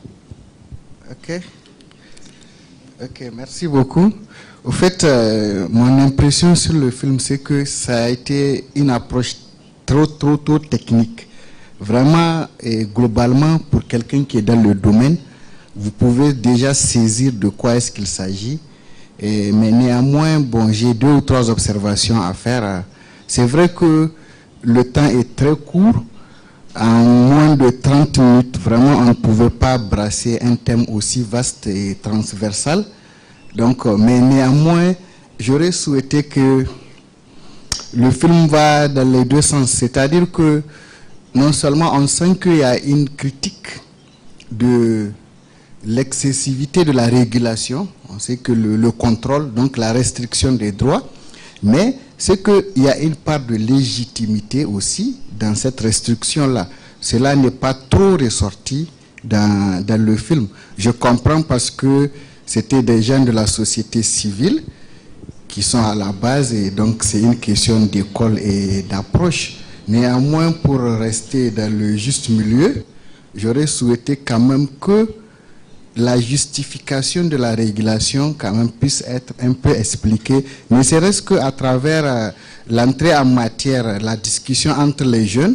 Nous avons compris que l'Internet aujourd'hui est devenu un espace de liberté pour eux. Ils sont en train de parler des questions d'ordre politique et même d'ordre intime. Nous avons vu à travers donc l'échange que c'est la vie, l'intimité même du jeune homme qui était un peu exposée au début. Donc tout ça là est bien. Il y a un espace de liberté entre les jeunes, mais il fallait aussi, ne serait-ce que pour 15 ou 30 secondes, mettre l'accent aussi sur le danger que ces gens-là ont en venant exposer ou surexposer leur intimité sur les réseaux sociaux, en passant, disons, par l'aspect sécuritaire, quelqu'un peut faire une intrusion à travers leur système et puis donc vous pouvoir recueillir certaines données et puis bon, et retourner cela contre eux. C'est vrai, je le reconnais, le temps est extrêmement court, mais j'aurais quand même souhaité que cet aspect puisse un peu être abordé. Mais globalement, l'initiative est très bonne.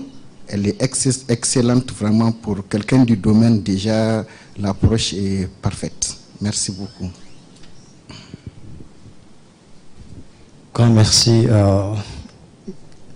Yes, just to add a little something, just like we said earlier, I mean, it opens up, for so much to be, discussed about the domain, just like you're, saying right now. So, I mean, it's something that we're definitely going to keep going and doing. So we are for sure going to touch on several domains and several ways of communicating these rights and violations within our continent. So let's. Merci beaucoup. Je vais un peu aborder dans le même sens que monsieur. Oui. Ok, parce que je vois que c'est un film impressionnant quand même, qui montre un gars un peu naïf qui a cru que peut-être les affaires de la cité ne lui concernent pas trop, alors que je vois que tout est linké ici, parce que c'est ça, comme les jeunes d'aujourd'hui sont comme ça, les affaires politiques ne les intéressent pas trop, etc., etc.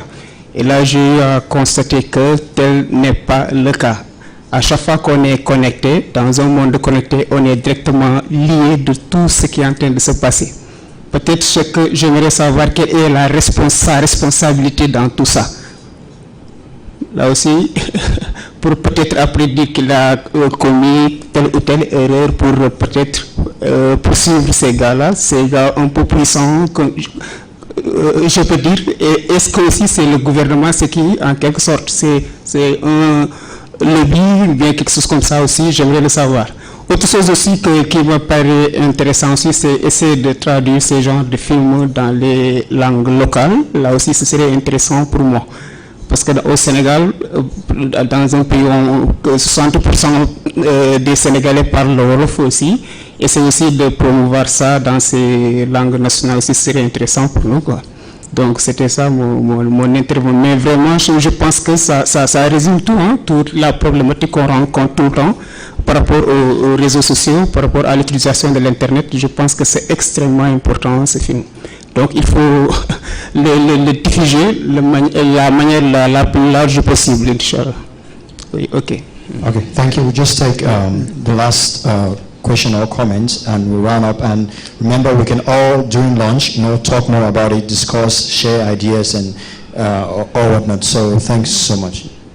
Merci beaucoup. Alors,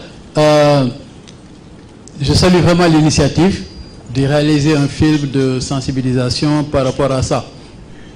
Actuellement, c'est le meilleur moyen de faire passer des messages comme ça. Également, c'est un film de très bonne qualité. Les images sont très claires, les couleurs, le son, vraiment, c'est au top. Maintenant, ce que je voulais dire d'autre, c'est le film vise que la violation des droits par les gouvernements. Alors qu'on sait qu'aujourd'hui, nos droits nos données sont collectées un peu partout sans pourtant qu'on le sache. Si on prend l'exemple des GAFAM, comme il a mentionné tout à l'heure M. Diop ce matin, mais combien de données Google collecte de nous, combien de données Facebook collecte de nous, et ce sont des données qui sont à usage commerciaux, et avec cette collecte illicite, nos droits sont, comment on appelle ça, nos droits sont violés. Est-ce que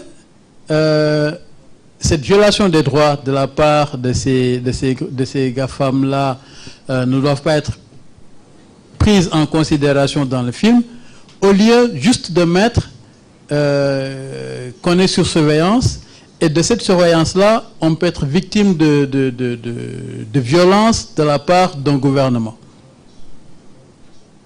D'accord? Donc c'est ma principale préoccupation. Sinon, pour le film, super. Hein? Okay, thanks very much for that. I mean, but also just to mention while we walk into our second session of our discussion, just to say, just like during the first session we talked about tools like Reporti and Ayeta, it's more about, it's not just against the government or for the government, but it's about everybody, anyone that violates the digital rights of anybody. So, I mean, it could be between friends, like we talked about issues like getting into people's accounts, taking pictures without your consent. I mean, anybody can do that. But if you do that, you should know that you're violating that person's right, and you could be, you know, maybe sued or followed up for that. Thank you. Okay, I'll introduce our next, the second session. That will be the impact of digital inclusion in the era of COVID-19. And this session will be moderated by Tosin, the Inclusion Program Manager. And of course, he will be calling in, bringing on board all the panelists for this session, and let's have a conversation. Thank you. Tosin?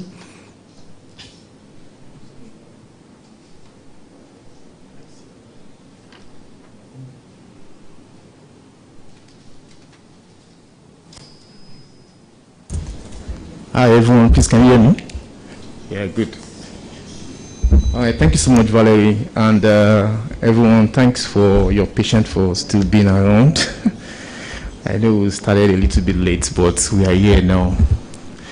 Yeah, so Aminata will be joining me on this conversation, and as well the three other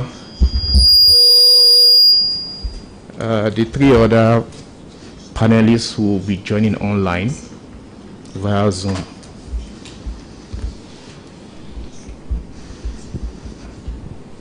Thank you so much, Aminata.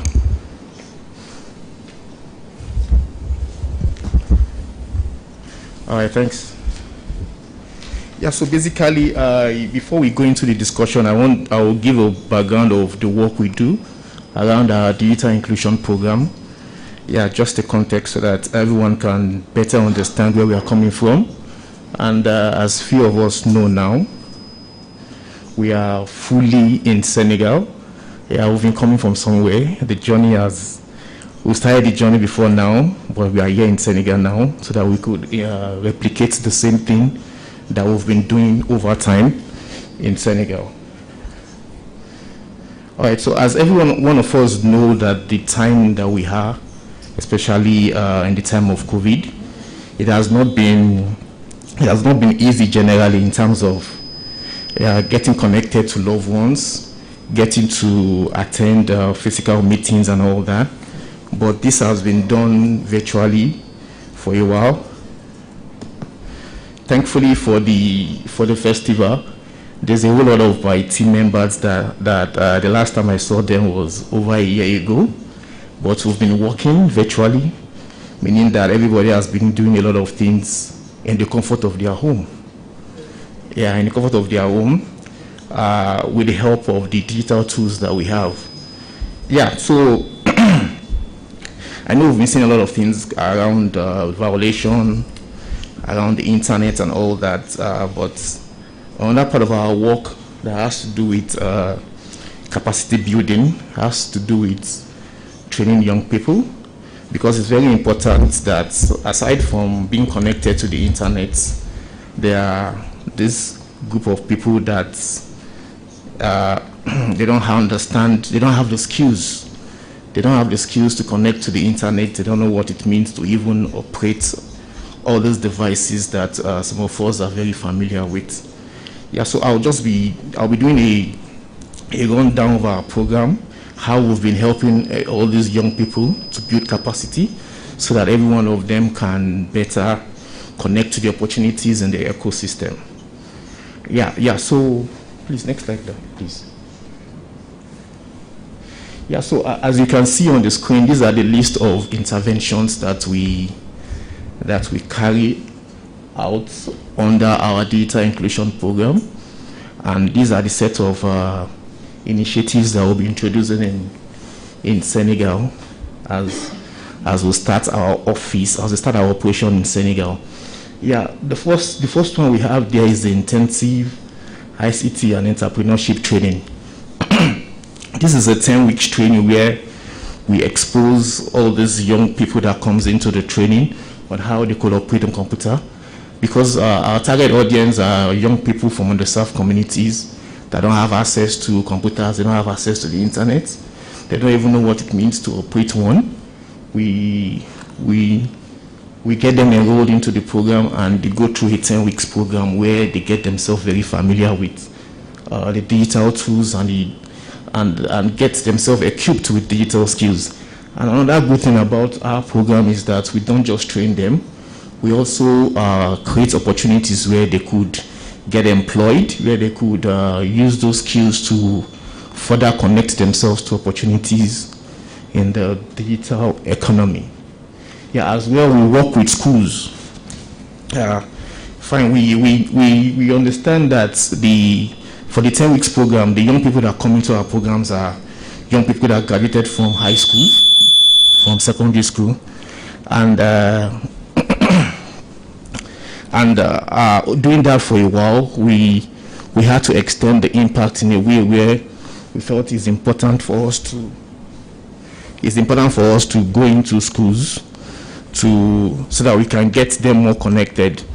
So what we do basically with schools is we identify schools that we could work with, schools that we could help them improve their ICT education.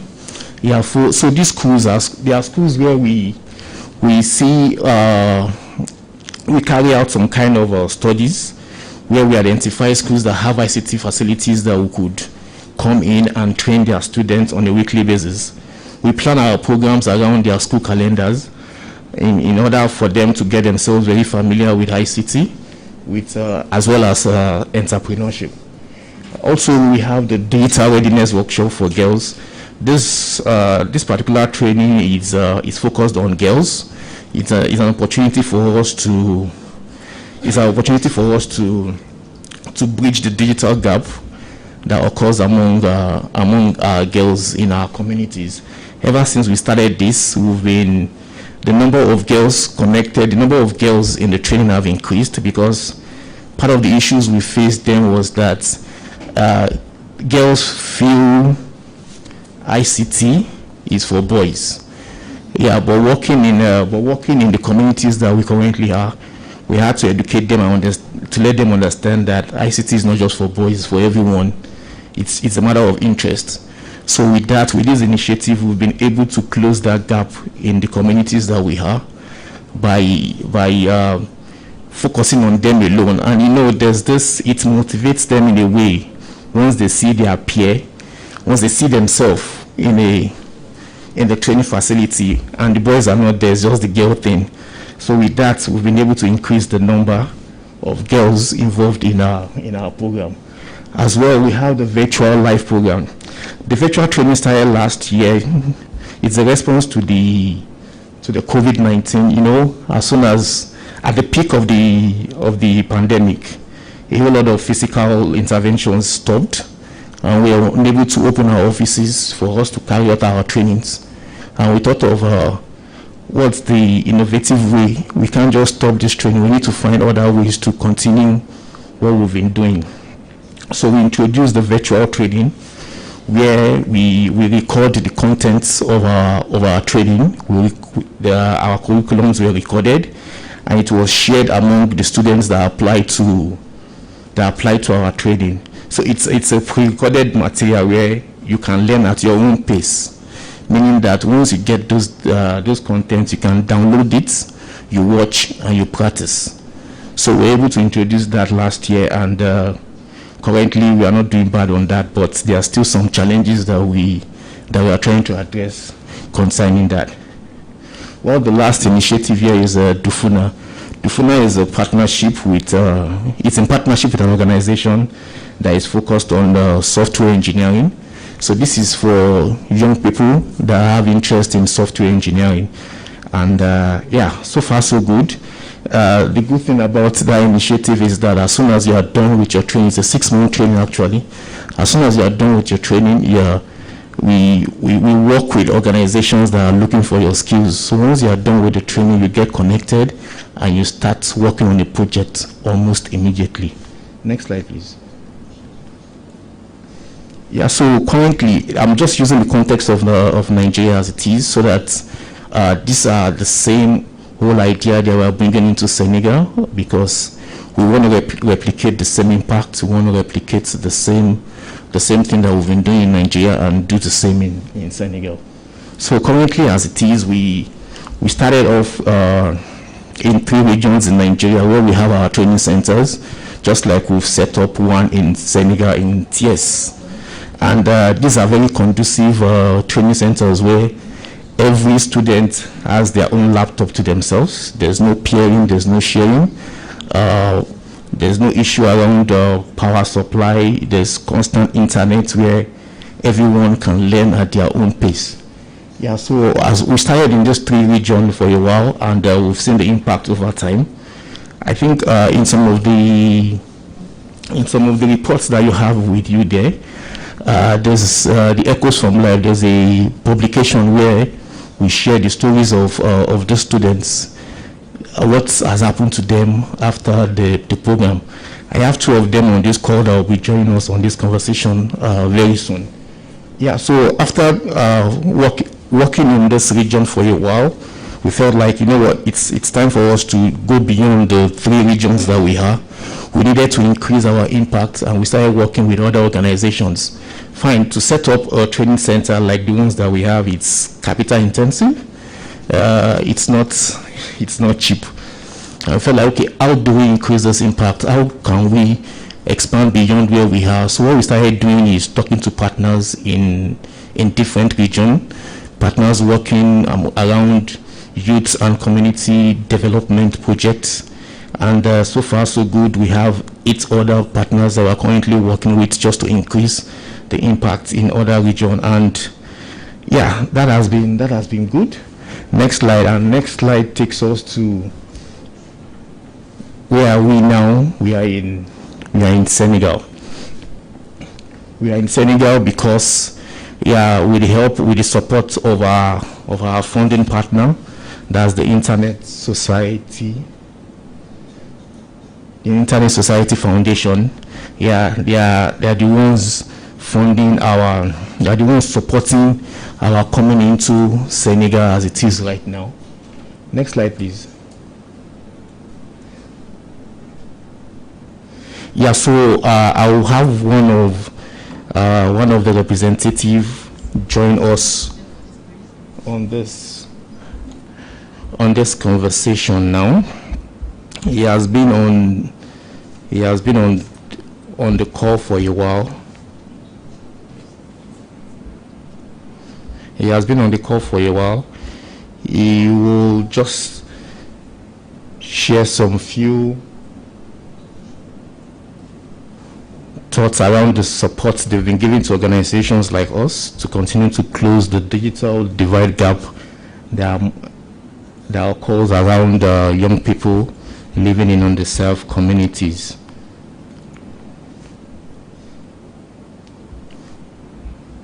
So maybe while we wait for him,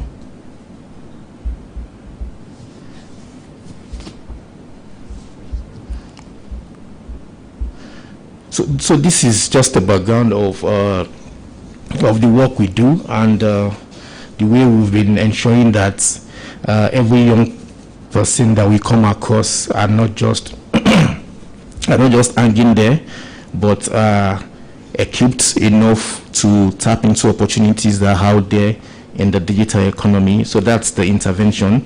Those are the programs that we do. So on waiting for our one of the panelists, I could as well engage Aminata.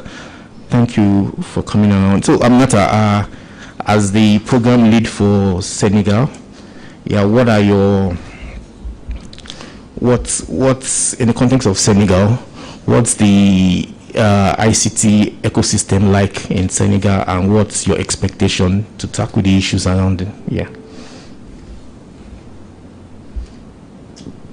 Thank you, Tosin.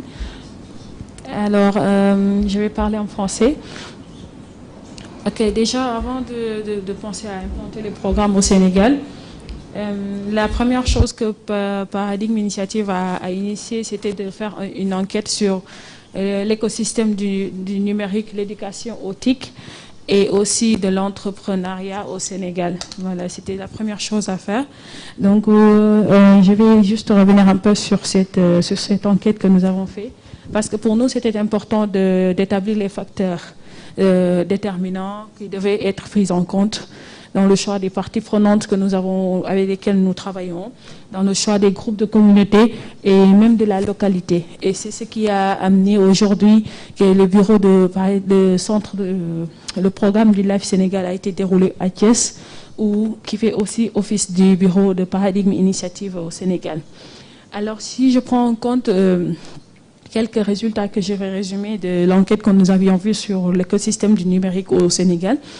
Alors, si on va sur la perception de l'éducation au TIC au Sénégal, ce qu'on note, c'est qu'aujourd'hui, on a constaté qu'il y a un dynamisme sur l'éducation.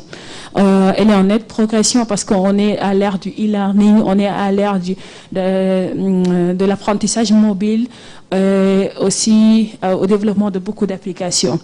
On note aussi qu'il y a beaucoup de centres de formation et d'initiation au codage qui sont en train d'être développés. C'est quelque chose qui est à saluer. Sauf que cela démontre aussi qu'il y a une fracture numérique. La fracture numérique se trouve au niveau des zones. Parce que ce qu'on a constaté, c'est que la plus grande concentration de tous ces outils se trouve à Dakar. Ce qui fait que dans les zones périurbaines et aussi dans beaucoup de régions, il y a un gap numérique très très important. Parce que quand j'ai fait l'enquête, en fait, ce qui s'est fait, c'est qu'à Dakar, par exemple, on va dire que la moitié de l'accès au TIC est et l'accès au TIC est une réalité à Dakar. Mais dès qu'on commence à se déplacer à partir de la région de Thiès, on voit que c'est en nette baisse. Et plus on va dans le sud, ça confirme, cette baisse se confirme, parce que dans des régions comme Sédhiou, comme Kolda, on a constaté qu'il y avait un vrai gap de l'accès au numérique dans ces régions, ce qui fait qu'aujourd'hui, beaucoup de jeunes ne connaissent même pas ce que c'est que l'apprentissage du numérique. Beaucoup de jeunes n'ont pas accès même à l'Internet. Je ne parle même pas d'avoir des ordinateurs ou des outils de travail adéquats. Autre chose qu'on avait noté aussi dans l'enquête, c'est qu'on avait aussi ciblé, parce que la cible principale de Paradigme Initiative dans cette formation de l'inclusion numérique, ce sont les communautés mal desservies. Et on a constaté que ça constitue une grande partie de la société sénégalaise. Malheureusement, c'est une réalité. Et que le manque d'éducation dans ces communautés est un réel handicap chez les jeunes. Ils sont incapables de s'intégrer dans l'économie moderne qui repose de plus en plus sur le numérique. Et à cela s'ajoute, ils n'ont pas une culture entrepreneuriale. Et c'est ça aussi des difficultés qui amènent des difficultés de développer des projets comme il le faut. Aussi, ce qu'on avait constaté, c'est que la conclusion, c'était qu'il était temps de repenser les compétences dont les jeunes avaient besoin. Et et aussi d'utiliser les compétences numériques, parce qu'on s'est rendu compte que beaucoup de jeunes, dans leurs compétences, il y avait un problème de compétences numériques. Tout ce qu'on faisait, les formations n'étaient pas bien adaptées à l'ère actuelle, et c'était quelque chose qu'on avait constaté. Alors, autre chose, c'était sur la tranche d'âge des 15-28 ans, parce que nous savons que notre cible principale, c'est la tranche d'âge des 15-28 ans, et c'est des jeunes qui sont ouverts au monde. C'est des jeunes qui si on constate dans la capitale sénégalaise, à Dakar, ils sont au courant de l'évolution des technologies, ils sont au courant de beaucoup, ils sont connectés. Mais aussi, ce gap aussi a continué dans les régions. Donc c'est ce qui a amené, quand Paradigme Initiative a quand l'heure du choix a sonné, on s'est dit on sort de Dakar. Parce que pour nous, c'était important. Quand on déroule un programme qui a un fort impact social et qui doit toucher les communautés mal desservies, de sortir des zones de confort et d'aller dans la région, dans les régions. On a choisi Thiès. C'était pas anodin parce que voilà, Thiès n'est pas loin de Dakar. Et aussi, Thiès est une région carrefour, si on peut l'appeler ainsi, et qui englobe beaucoup de grandes localités comme Bourg, et un carrefour pour d'autres régions dans lesquelles on compte quand même se déployer. Donc c'est ça en fait, en gros, ce qui est ressorti de l'enquête qu'on avait fait et qui a poussé le choix de l'ouverture de notre bureau à Thiès. Merci Tosin.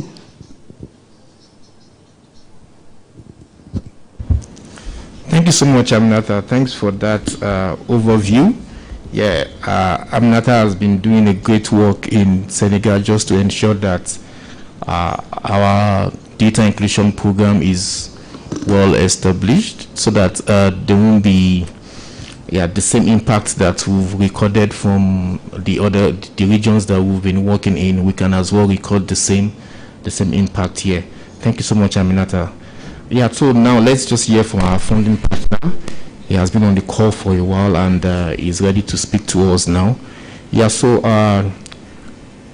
hi, Glenn.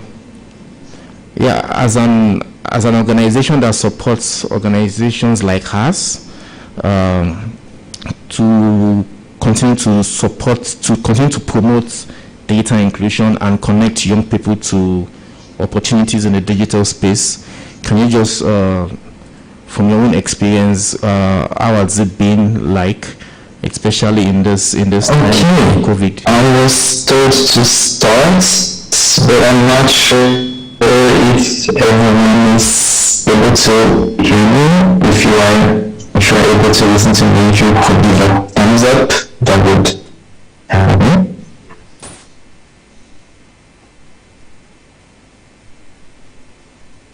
Okay, I see some thumbs up. Thank you. Yeah, so my name is Guilherme. I am Internet Society Foundation's grant specialist, and I would like to thank you for this invitation. I was not able to hear 100% of what the other speakers exposed, so I'm not going to be able to comment on what they said, but I just wanted to tell you that I'm Brazilian, I'm based in Brazil, and I've been working with the foundation for the past months, and it has been a really positive and very exhausting experience as well.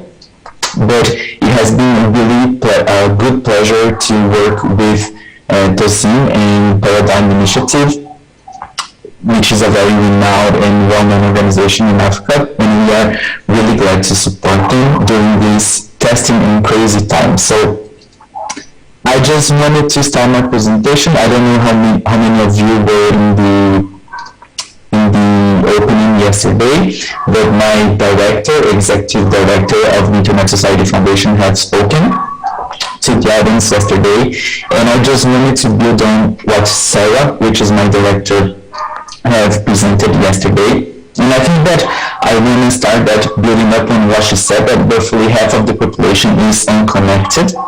And this presents a huge challenge for the whole world, because more and more internet access is becoming a right and an important element of our daily lives. So internet access has becoming more and more a right to all of the people. And when we see that roughly 50% of the population is not connected, how can we deal with this problem, right? And at the Internet Society Foundation and the Internet Society, which is the umbrella organization that holds the Internet Society Foundation, we promote various programs that have the goal to get people connected and get people online. But the program that we partner with Paradigm Initiative, which is the Strengthening Communities and Improving Livelihoods program, which is a skill. At the foundation, in this program, we want to go beyond the connectivity problems, because we want to actually expand economic growth and increase educational opportunities by supporting individuals and communities to a more knowledgeable and skillfully use of the internet. So that's why Paradigm Initiative and Life Program is a perfect partner for us, because they try to promote this economic growth and also these educational opportunities for students and trainees and entrepreneurs in Africa. So I think that this speaks directly to the Foundation's mission, which is to enable communities to unlock the Internet's potential to tackle the world's evolving challenges. So like COVID, world has so many challenges, and it looks like in the future things are not going to be easier. It's going to be even more difficult. So Internet Society Foundation wants to be this organization that supports communities and individuals to tackle and face these world challenges that we have ahead of us. Nonetheless, to build community strengths in economic growth and educational opportunities is not a standalone challenge, because the internet issues that we are seeking to tackle, the Foundation and Paradigm Initiative, those issues are directly linked to the world issues that we already know. And what COVID did is that COVID has exposed to us that more than ever we already know that the world is facing a huge inequality challenge, and mainly when it comes to economic and educational opportunities. So when we look on how the internet has been used in this past 2 and 3 decades, and especially during COVID times, we cannot say 100% that the internet has been a positive tool. And with technology and communication evolution, we also see a lot of wealth concentration in the world. So today, 1% of the world's most rich owns about 50% of the world's health, the world's wealth. So a couple of families owns a lot of the wealth of the world, which is a huge inequality problem that is unprecedented in our times. One example of my own country, in Brazil, only during COVID, we have created 43 new billionaires. So we see that the internet can create and help create a lot of wealth and opportunities. But in order to be a force for good, in order for the internet to be a force for good, individuals and communities have also to be able to benefit from the internet. So this is what Skills is all about. So in Skills program, we want to ensure that individuals and communities become creators of the internet and not only users. And how can we do that? Well, we don't have all the answers, and that's why we partner with organizations such as Paradigm Initiative to try to find innovative and community solutions that are going on and support those solutions. So to talk a little bit more about the Skills program, we support economic growth and education. In terms of economic growth, we seek projects that help communities to leverage the internet access to build financial opportunities, increase economic independence, and also create sustainable income sources. And when it comes to education, we seek to support projects that help communities to leverage the internet access to increase entry to basic education, improve learning outcomes, and increase teaching skills. And what we have experienced during COVID, working with organizations around the world, and if you were not here yesterday, Skills program specifically funds organizations in Bangladesh, Senegal, and Colombia. And what we have learned in this past year and a half is that COVID has presented a huge challenge for organizations to promote digital transformation as well. So when it comes to educational projects, we have seen that organizations had a lot of challenges regarding how students were connected to the internet and how students had access to the internet. Many of the students didn't have proper access to the internet, and school was the main provider of internet access. And because the schools were closed, we had like these huge differences in access to the internet. Another challenge is that not all students had the proper gadget to access the educational content. So this is also that we helped organizations figure out how they could. We had to buy equipment and distribute equipment, etc.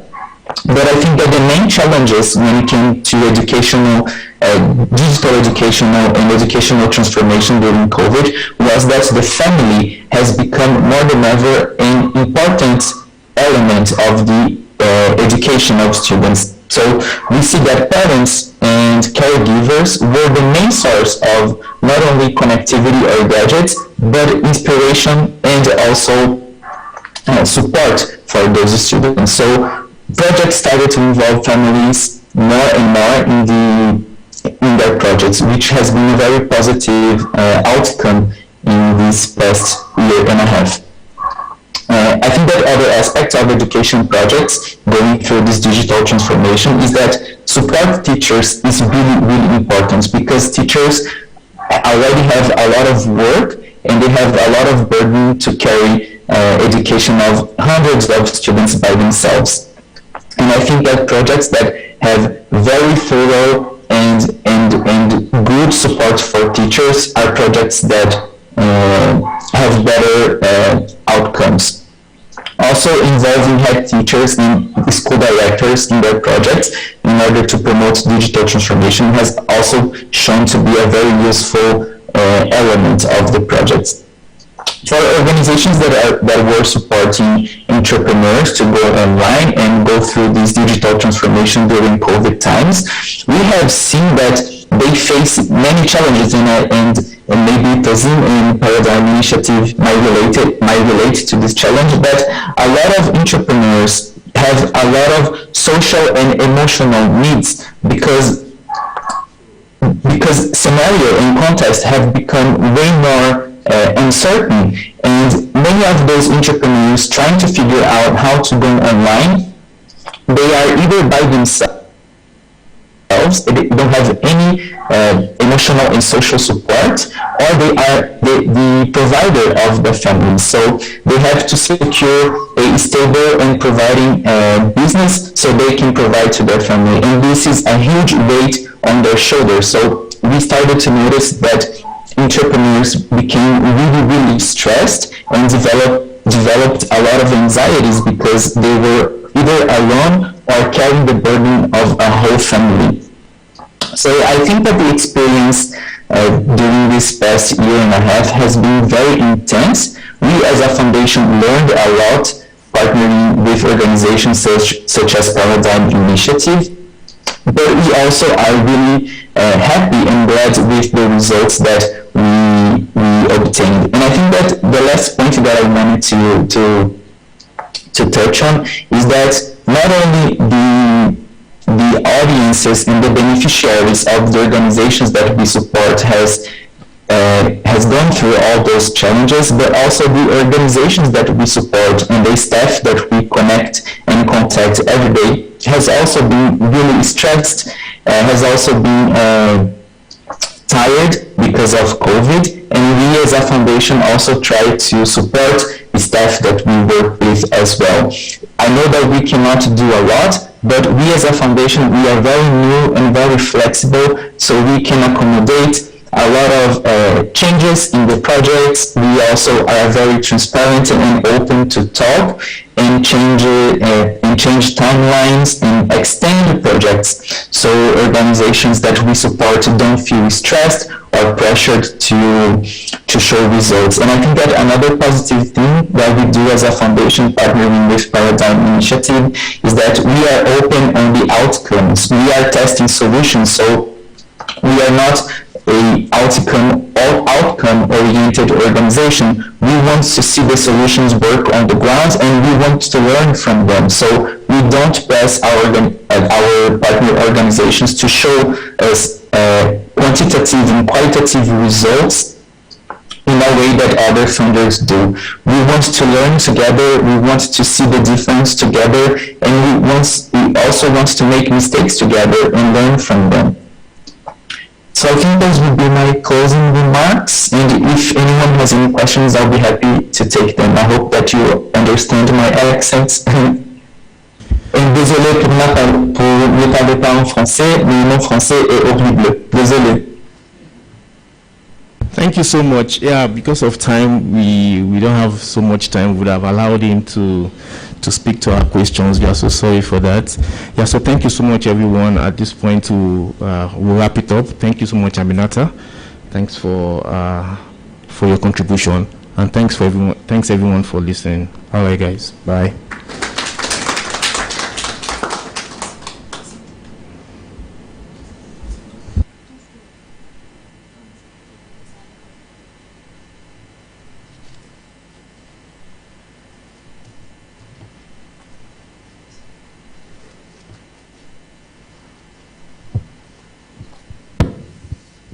Okay, thanks so very much, Tosin, and thanks for the wonderful session.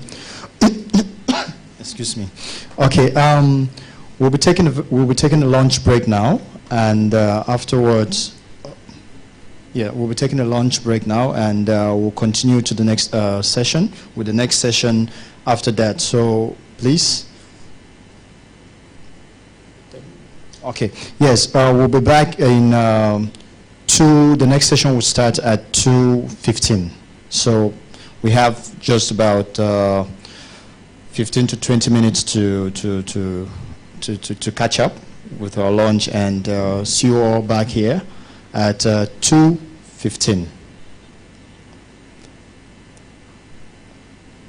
Thank you. I know the watches are, moving from time.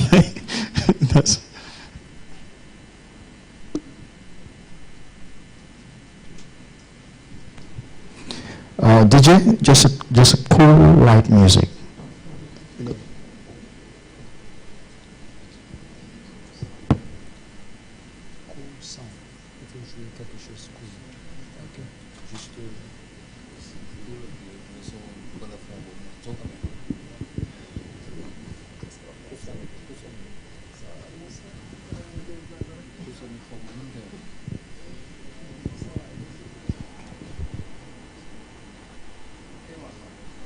What are you doing, bro?